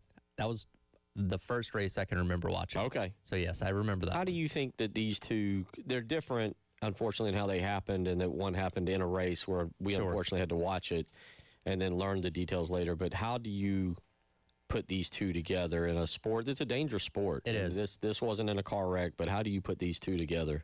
Both obviously very sudden, and as you mentioned, for Dale Earnhardt, it was at the end of the Daytona 500. You saw the wreck happen, and there's a ton of documentaries out there that go into what happened after the wreck and the hours after that before we ultimately learned that he had passed away. But for Kyle, it was so sudden, right? Because there was no wreck. And again, we knew he'd been dealing with what he said was a sinus issue. But Dave, if you can you play cut number 3 here? Again, this is 1 week ago on Friday, NASCAR Truck Series race at Dover, where he picks up his 69th career win, and this was him right after that race. Hold on, he's got to get the computer. Okay. Yeah, he's getting the computer up and running. All right, yeah, let me know when you have that. But yeah, and this just kind of emphasizes, again, how sudden and shocking this is. Do you have that, Dave? Cut number 3 from today? All right, here you go. This is and a bow in front of the fans that are all on their feet down here at the Monster Mile. And Michael Waltrip said earlier in the race that a confident Kyle Busch is a dangerous Kyle Busch. Your 69th victory in this series, your 5th right here. Why do these moments never get old, Kyle?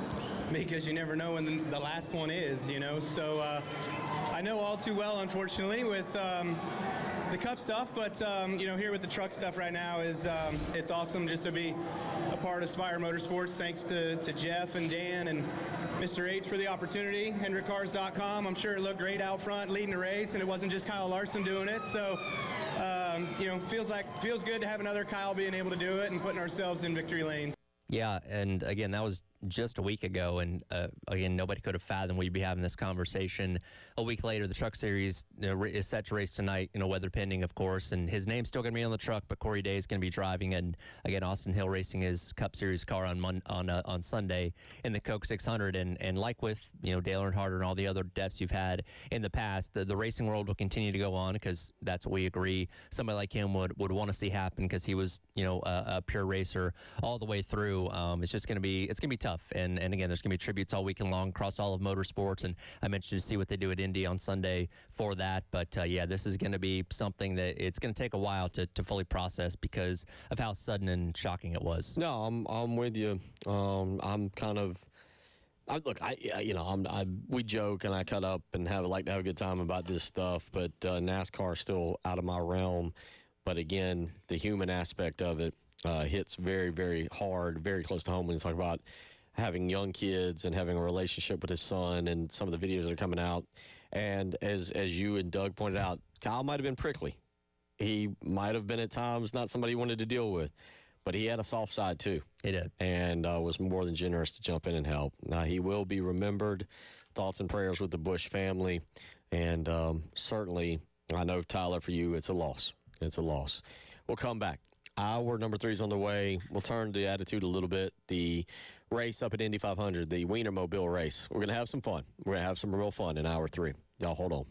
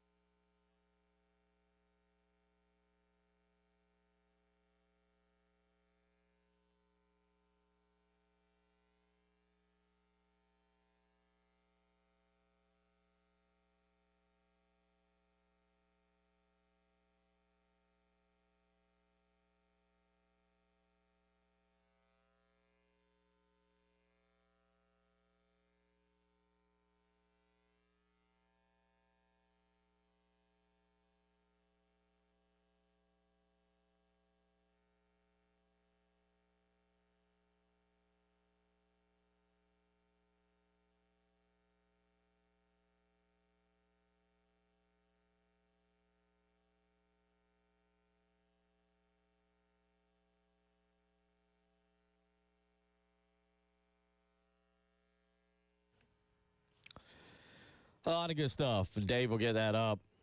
Coming up in a few minutes on, or if you hadn't already, he does a phenomenal job for us. I know he's a little nervous right now as we get set in just a few minutes for the Oscar Myers Weenie 500, but a lot of great stuff there from Doug Turnbull. Phenomenal job. Thrilled to have him on each and every week. And Tyler really looking back at the career and life of Kyle Busch. And certainly on a day like today, we want to have a lot of fun and cut up, and we're about to in a minute. But certainly want to remember the life and times of Kyle Busch and honor him correctly. And we're trying to do that. And it's not something we're just going to end today. We will do that next week, and really moving forward through the summer. I don't think we just want to write off Kyle Busch in that way, shape, or form. But now it's time for a event that we just created within the last hour. The halftime show Wiener Race Contest. This is what I've labeled it. We're doing this. I'm doing this on the fly. The Wiener halftime show Wiener Race Showdown. Are you guys ready for this? Sure. That's a great name. They are firing up the promo on Fox right now. You can flip over yourself on Fox TV, and you can listen to us. The Weenie 500. I got to admit, Tyler, if you're going to go to this, you got to be at this. I feel like you next year you got to leave on Thursday, be up there Friday, Saturday, Sunday. Carb Day is always the fun day. They do the pit stop competition later on in the day. Last practice was earlier on this morning. A day to have fun, and they I think last year was the first time they did this event, and it was a resounding hit. And I mean, the stands are packed today, rightfully so. So here's what we got. Here's what we've done. We're going to bring it to you. We're going to as live as we can bring it to you on radio here with a slight delay. There are 6 Wiener mobiles in the event. We have each chosen one. Whoever out of the 3 of us loses has got to sit outside on Wednesday starting at noon and consume 5 hot dogs. And I had a buddy hit us. I was like, that's going to make y'all throw up. I was like, well, you don't have to do it in time. You got 3 hours. Yourself. You got 3 hours. But if it's hot or if it's raining, we're going to be like mailmen. No matter sleet, rain, snow, whatever, you got to sit outside. The only thing that makes that a little difficult is what we can do with the Comrex, but we can set up the Comrex outside. There are 6 named wiener dogs in this. The slaw dog from the southeast that I have taken. No, excuse me. Tyler took the slaw dog. I got it written down right here. Tyler took the slaw dog. The chili dog from the Midwest, to which Dave has taken. I have the chili dog. Dave took the chai dog, the Chicago dog from the Midwest. I have taken the chili dog from the South. So that's our 3. So whoever finishes last amongst those 3 on Wednesday, Tyler will be back in town. We'll be sitting outside at noon. We'll have a sign out, and you can drive by and honk at them. The other dogs in this are the New York dog, the Seattle dog, and the corn dog. And for those of you wondering, as it puts it up, Carl Mayer first designed Wienermobile in the 1936. And the Wienermobile dimensions, 24 height, 24 hot dogs, weight, 140,500 hot dogs, length, 60 hot dogs, and width, 18 hot dogs. A very good breakdown there. Yeah, it's a fair unit of measurement. So this will be coming up momentarily. They've got the wieners on the track. As Tyler said, if you want this is a juvenile humor at its absolute finest, and we'll try to not cross too much of a line here over the next 10 to 15 minutes. People are fired up. They're dressed in their hot dog costumes. I'm trying to get a tweet out here, Tyler. Yeah, this is it's a unique event. They're fully embracing it. I actually my wife's going with me this weekend, and they have a merch tent for Oscar Mayer, and she definitely wants to hit that up. So we can buy Weenie 500 memorabilia while we're there. Okay. So they're rocking the crew shirts on the broadcast. I very much look forward to checking that out. It looks like corn dog is starting shotgun on the field, chili dog and Seattle dog in the second row. I can't quite read the number. New York dog also coming out from the back. So it sounds like I might be on the front row. So I'm liking my chances Slaw dog's here. number 3. No, Okay. Dave, when we get started, we might ask you to come on in here and sit with us. I think we So can. Slaw and Shy Dog are on the front row. Now we know this. Okay. All right. So we will get you, we'll keep you updated. They're in the pits. They're in the pits. What do we want to call that? Where exactly? Well, they're on the front stretch right now. On the front stretch. It'll take a minute. They got to get everybody in, fired up. So we'll be rolling momentarily. All right. So in the meantime, we'll talk some sports. While we're waiting on this to get going and the anticipation builds for the first ever halftime Wiener Race Showdown, the news of the day also has been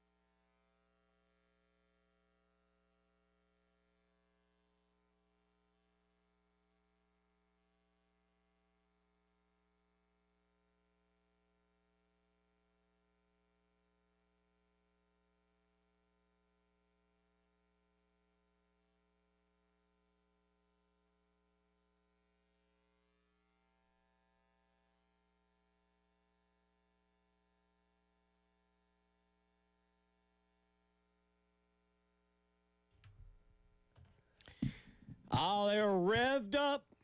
Did that on purpose. Revved up into Indy for the Wiener Mobile 500. Somebody just had a sign that said nice buns. Oh, they lean into this, man. I'm excited, and they are off the green flag. All right, Dave, you want to come in here and turn the mic on so you're watching with us? Yeah. I think the board can hold it down. Now, they are rip-roaring down. Now, we got to figure out which one is. So, they got the standings up there. Chili Dog is taking the lead. That would be me. That's Chai Dog. Chili really? Dog is in fourth. Oh, no, that's not good. All right, Dave, come on over here and get a mic. Dave, come on over here and get a mic. We've got, for those of you tuning in, you're like, what are these? Have you got the mic potted up over there? No. What are these Looney Tunes pod the doing? mic up first. All right, yeah, get yourself set up there. Here, we got a fast-moving race. Dave is. I'm just making sure we can hear you. That's three. Yeah, that's three. There you go. All right, Dave, be ready to speak into it. Join us here on our set here. All right, so what is happening? So we're underway. If I remember correctly, I think this is 2 laps, which is 5 miles. Okay. So these things don't go very fast. If you're watching right now, I got a bad feeling. I'll get to that in a minute. Yeah. Once you get to the straightaways, your opportunity to pass. They did have a good breakdown of the draft effect by the Wiener Mobiles. A lot of drag coming off the top of the back of the Wiener there. So as we go into the back straightaway, your first opportunity to make some passes. All right. But Chai Dog, Slaw Dog, 1, 2. You're Chili Dog, right? I'm Chili You're Dog. You're fourth right now, so you got to start making some moves. Not good, yeah. Now, mind you, so what we've done here is the first ever halftime. Oh. All right, we got like I don't know if a loose cannon or. Oh, Seattle Dog is. A loose dog? Well, Seattle Dog went off track. And so what? Oh, and our dogs are 1, 2, and 3 at the moment. Oh, boy. So, we got the halftime show's first ever Wiener Dog race. Yep. And we've taken dogs. I'm making a move to the inside as we speak. We've taken 3. There's 6 dogs involved: Slaw Dog, Chili Dog, Chai Dog, Corn Dog, and New York Dog, and Seattle Dog. 1, 2, and 3 right now is the Slaw Dog, which is Tyler. Tyler would be in the lead. Number 2 in this race currently, is they're rip-roaring around the Indy 500, is the Chicago Dog. That would be Dave. He's second. And the person who right now would have to sit outside on Wednesday and consume 5 hot dogs and cannot come back inside until all 5 hot dogs are consumed would be me with the Chili Dog, and we're number 3. I didn't like the entry that Chili Dog made into 3 there. Kind of went in a little bit high. Okay. You're going to really grip the bottom of the track there to get a good drive off, and I just didn't like the way you entered the corner there. So that's gonna hurt you a little bit. Didn't like it. So, all right. How fast are these things going? How fast are they going? You want a ballpark? Oh, man. We might be going 50 miles an hour. 50 or 60. Oh, now again, when you're on a massive racetrack, everything looks slower at that speed. But I don't. Yeah, they're not pushing triple digits. I'll tell you that much. Did you push the other ones off the road? Well, that one did. Tyler was able to break it down. We didn't have the sound on, but they broke down the aerodynamics of the Wiener Mobiles. Now, you mentioned, Tyler, last year you thought that one blew a tire. There's a possibility of some carnage here. And I believe it's 2 laps. Let me double check to make sure, because they are coming down. Get us the official start-finish line here. I believe the Slog Dog is the defending champion, right? I think so. Oh. Well, that was knowledge we all could have used there. Oh, this is the replay of one dog either shoving another dog off of the track. So it is hot and heavy in here. It is a 2-lap race, so we're gonna have one more lap around. Okay. That was a little replay there. Oh, yeah, we're getting the replay now of the Seattle Dog making a move but being run off. The drivers are into it, man. They're watching intently. Look, Andy Richter was leading the Oscar Mayer 5 there, the quartet. Right. Quartet. We've taken the white flag. Final lap. I'm in the lead. Chai Dog and Chili Dog second. We're all in the mix here, guys. Yeah, it's a close. It's a big one here. Yeah, if you're sitting around, you're like, what are these boys talking about? It is on Fox right now. Now, it's coming up. So they're in the first turn of the final lap, and the Chili Dog, my mobile, looked like it was going to make a move on the Chicago, and it did. It did make a move. You've moved in second place. Dave. Oh, no. Dave's diet. No. And potential stomach issues are at risk here. Now, remember, you got to eat 5 hot dogs, Dave, but if you want to take 3 hours to eat 5 hot dogs and sit outside, we'll allow you to do that. I'm just pulling for rain. If I have to sit outside, it's going to take 3 hours. No, it might. No. It might. Yeah. Which is fair. Look, there's still a long way to go. Does that one have a tail on it? I mean, Well, what those is it? are this antennas, I guess. I don't know. Well, yeah, I guess only one of them has that. It's like a broomstick. Not sure what that's for, There but goes the Seattle dog. I'm sure there's a reason for that. So we're going down the back, heading towards the back straightaway for the final time. Again, they got about Oh, the another chili dog's making a move. mile and a half to go. Chili dog got loose on the inside. He's Yeah, having a good well, come. And again, the objective is not. Oh, the corn dog's making a It's big just run. not to finish last. Right. That's the only thing. So, swerving a little bit. Oh, Careful. Oh, Oh boy!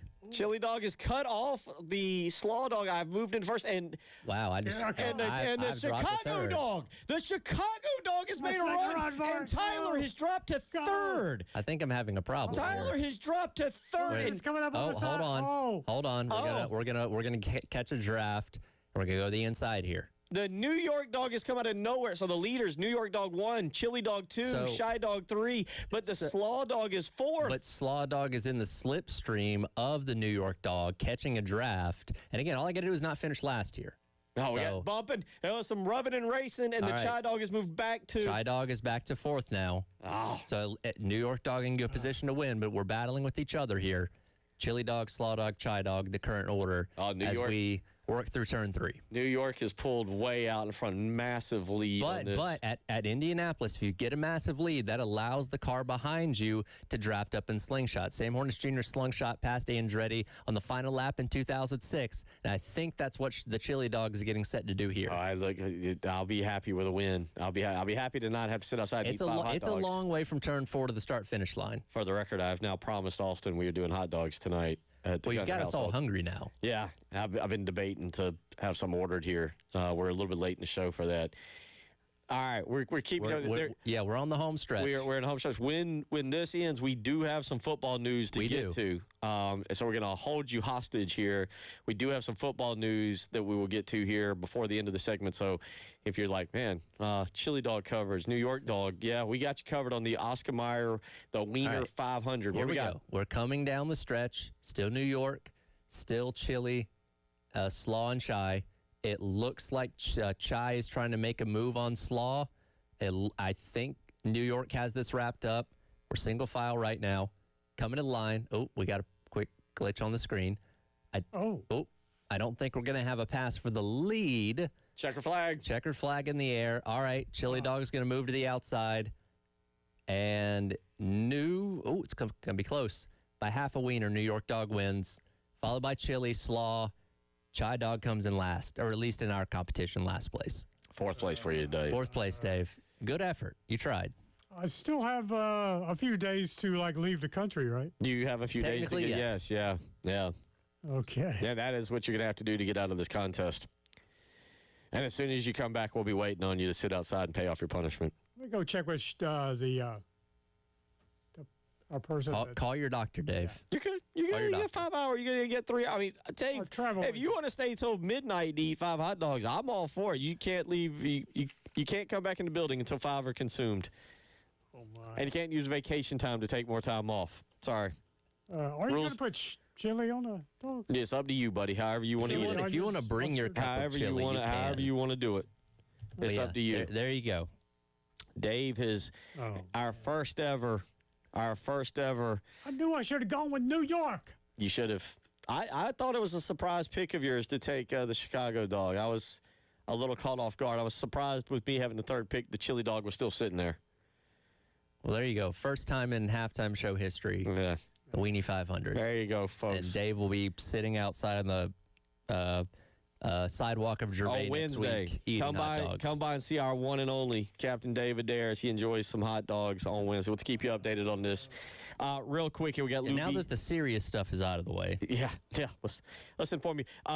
In the last 30 minutes, there's been some football news pertaining to South Carolina's schedule. Let's hit this. Lou Bezjak set to join us for the high school highlights of the week coming up in a second. But some football news regarding South Carolina and future schedules has now come out. yeah, of course, the growing trend in college football is for the cancellation of these home and home series. South Carolina was set to have a home and home series with North Carolina in 2028 and 2029. That has been canceled. The game in 2028 was set to take place here. South Carolina has already found a replacement, by the way. Bowling Green will now be the season opening opponent at Williams-Brice Stadium in 2028, and North Carolina is still trying to find out who they're going to play for their opener in 2029. But those would have been season openers for both teams in 28 and 29, now being replaced by, again, mid-major or G5 opponents, I guess. We as fans lose. I understand why schools are doing this. I do get it. I understand why coaches are doing this. The name of the game is wins, and if South Carolina this year goes 9-3, and obviously they beat Kent State and everything, none of y'all will say, "Oh, we should have played Miami. Oh, we should have played." No, you'll be happy with 9-3. And that particular year, if you thump Bowling Green and you go 9-3, whatever, nobody's going to 10-2. You make the playoff, nobody's going to say a word. It stinks. As fans, as people who love great college football, who want to see these matchups, we're also losing some home and homes. Georgia and Florida State are now looking at a neutral site game. I hate that. I despise it. This is actually one of the things I loathe about college football right now. Clemson and Georgia are also in discussion to move their home and home series to a singular neutral site game. This is awful for the fans. This is awful for the fans. But, Tyler, I understand why coaches and administrators and everybody's doing it. Until the process of getting into the college football changes, where there's more emphasis on playing these games, they're not going to, especially with the SEC going to a ninth conference game where, again, there's already a worry about the cannibalization of the conference itself. Teams aren't going to be willing to put themselves in situations to further hurt their resume by playing, and especially for a team like South Carolina that already has the built-in requirement of playing a Power 4 out of conference with Clemson every single year. You don't have to go out there and play North Carolina. You don't have to play NC State, Virginia Tech, whoever it may be. You can replace them with Bowling Green or Kent State or whatever it may be, and that seems to be what the plan going forward is going to be. We'll talk more about this next week, obviously, and continue to look at some of the things that are changing about football schedules. There's a note on here about the amount of money you can make with a neutral site game against the amount of money made in a home and home series. That's kind of interesting as well. We'll get to that next week. But up next in the next segment, no, it's not any more Weenie 500 Well, coverage. I want you to explain to Lou why we had to move his segment, and I want to hear his reaction. Let's see what the text comes back. Yep. All right. Don't worry. He's been informed, and he's more than ready and prepared from what I gather. You're listening to the Halftime Show.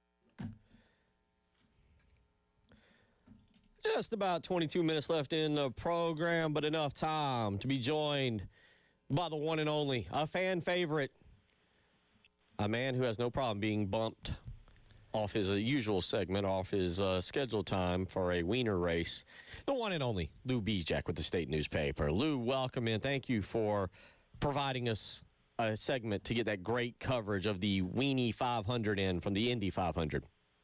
Oh yeah, that's. Would you bump Deering though, if it was, or did you know it was me? So you let's say. Oh yeah. Deering wouldn't have got bumped. Yeah, Deering. No. You get bumped. No, that's the way it works around here. Poor Captain Dave, man. Yeah. 5 hot dogs. Now he's got 3 hours to consume it. I guess maybe Tyler, we should come up actually with a punishment where if he doesn't get 5 hot dogs, I mean. That's doable, right, guys? Yeah, like 5 and 5 and 5, 3 and 3 and 5 and 3 5 hours. in an hour easily. Yeah. 5 in an hour. Can we acquire a hot dog suit between now and? Didn't you have one last year? Was it a hot dog I got suit a that you pickle wore? suit. You had a pickle suit. Dang it! I might well, wear if you my can find a hot dog suit between now and Wednesday, that might work too. Right, now we got to find a Halloween spirit. This is becoming more intricate than when we started an hour ago on it. Yeah, David, how many hot? Lou, have you ever even thought about trying? I don't know if the Fireflies do it or anything. The 999 challenge? 999 challenge. Yeah. Have you ever even thought to even try that, or you work too hard? No, I could probably during a 9-inning game. I probably could do it between 5 and 7, but I don't know. Not the 9 and 9. No way.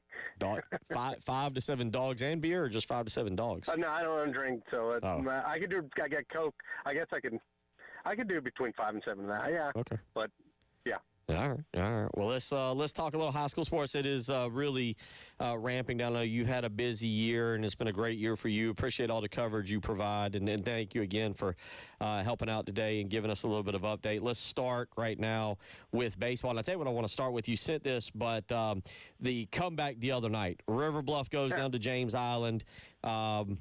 Absolutely. Looks like James Island is going to cruise. They go up 9-0 in the first 2.5 innings, and River Bluff right down the road makes a startling comeback, and I think it was 11-10 was the final. Your thoughts? Yeah, that was huge. I mean, they played them on Saturday. They go Tuesday night. They get beat, and then they have to. Instead of playing the game when it should be on Thursday, they got graduation, so had to bump it tonight. So quick turnaround, and then fall behind, and then what a rally! They come back, and Walker Godwin. It's a game. Go-ahead homer. They win 11-10, and then the tying run was thrown out at the plate. I mean, they intentionally walked a guy with 2 outs, the best hitter, one of the best players in the state. Next guy gets a double, but he's thrown out at the plate. A great relay. And now River Bluff will go down James Island tomorrow looking to win Game 3 and hopefully a spot in the state championship series, which begins next week. You got a list of teams here that are still in the playoffs. Let's go through some of these Midlands teams here for just a second, and you give me your thoughts here. AC Flora, obviously, and an interesting story there because it's the last year of their head coach, whose name all of a sudden just completely escaped me. Andy Hallett. Andy Hallett, thank you. His last year at AC Flora. You've got Airport and Chapin. Real quick updates on those teams. Yeah, Flora's in. They won. They swept Wren. They get the winner of Hartsville and Airport, which Airport won last night to force a deciding game. They'll play tomorrow at 11 a.m. in Hartsville. Winner, and then Flora will host Game 1 next week. Then you got Chapin. Chapin's already in. They won. They swept West Florence, and they will wait on the winner of Indian Land and TL Hanna, which will play tomorrow at Game 3. So yeah, so we'll have a couple teams already in the championship, at least 2, possibly up to 4, depending on what happens tomorrow. As far as softball goes, got Flora and Gray Collegiate in the championship. Yeah, they'll play for the 4A championship starting on Tuesday. Gray Collegiate's just been, they're unbeaten, 33-0, nationally ranked. Obviously got Aspen Boulware, who's reclassified and graduated, and will play for Coach Woodard's team with the Gamecocks next year. So they're looking to finish off a perfect season. And AC Flora softball is the first time they've ever been in this situation, and they will try and knock off Gray to win the 4A championship, which begins on Tuesday. He is Lou Bezjak joining us this afternoon, giving us a breakdown, stepping in, doing a phenomenal job. I do really appreciate you, Lou, and all the hard work you provide. I know it's not easy, buddy. It's not easy. Chris has broke that down last week in terms of all the travel you've got to do and getting out and about and being away from family and things. And we do really appreciate your effort to cover the high schools. We've covered baseball. We've covered softball. Let's get into the soccer championships. That will be tonight and tomorrow, but gets going tonight. Both Chapin teams are in, Gray Collegiate and the AC Flora girls. So give us a little breakdown of the state soccer championships that, again, as I just mentioned, get going tonight. Yeah, they'll be AC Flora girls will look for their second straight state championship. They'll play in a little bit. Kick off around 4 o'clock. They play Bishop England in a rematch of last year's championship.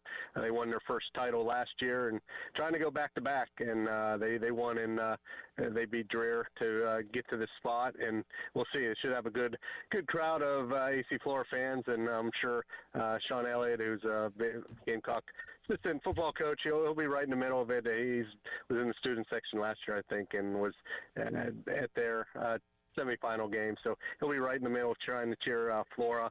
Gray boys back in the championship. Kevin Heisey, longtime soccer coach in the area and the state, and over 600 wins.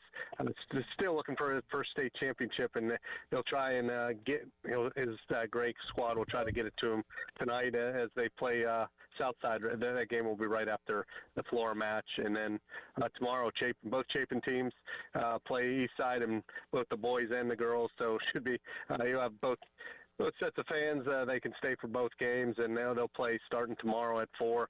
Chapin girls lost last year to Eastside in the championship, and Chapin boys will be looking for their first championship in a few years, and should be good. I mean, Chapin's well represented. We talk about them going to baseball and now playing for 2 soccer championships. So it's been a good spring sports year for the Chapin athletic program. For all these sports that we're talking about, especially for tomorrow, heavy rain throughout the entire Midlands area, you know anything about contingency plans, or just kind of everything going to be on the fly? Well, they played during rain. It's where we get the lightning. I mean, the Lightnings were the problem. I remember sitting through a match, ended up like at 12:30 in the morning. One year when Chapin boys won it, it was still raining and it came down. But hopefully get everything in. I don't know if they're going to try and move things up because I don't know if the rain's coming later in the day or not. I've seen different forecasts. So, yeah, they'll play through most of the rain, but if it gets lightning and gets kind of dicey, then they'll stop it and either restart or I guess maybe Monday or Tuesday, or trying to find a perfect date.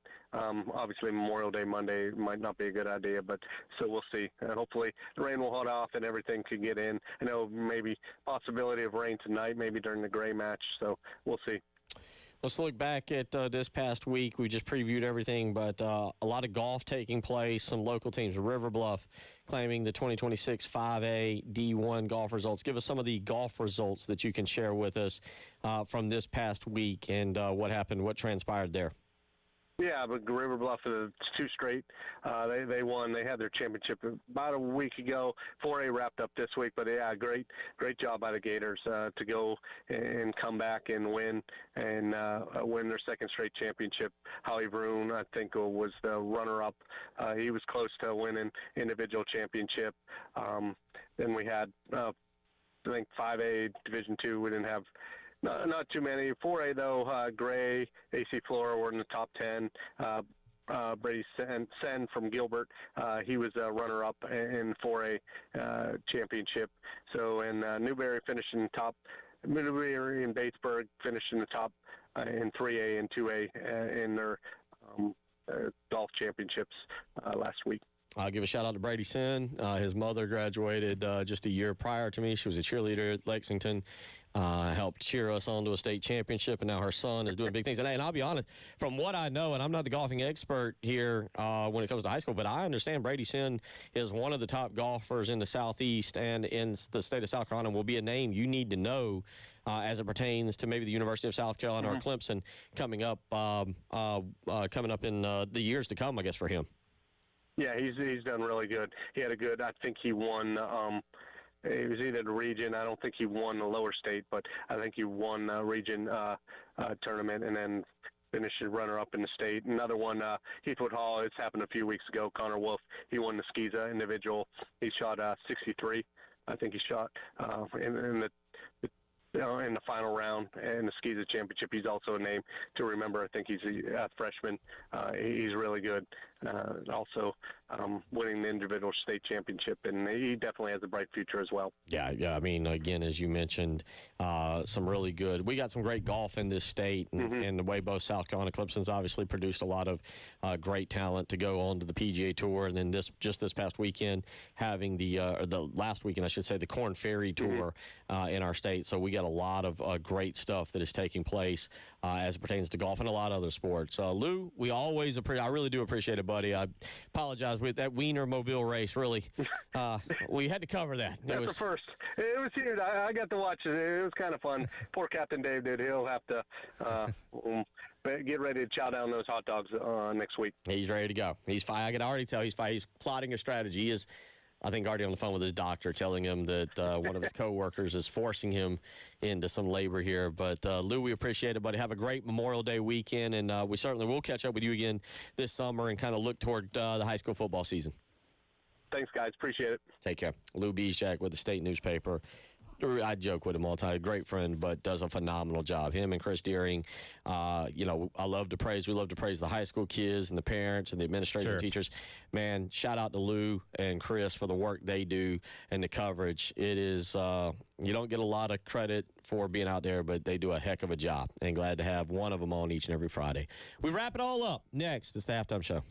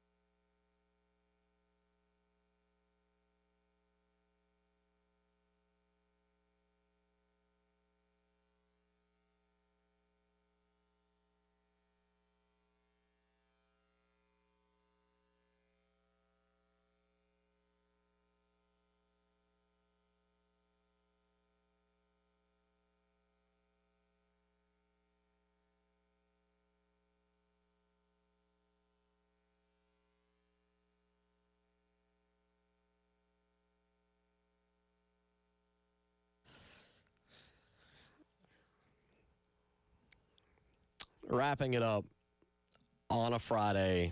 It's been a fun show, obviously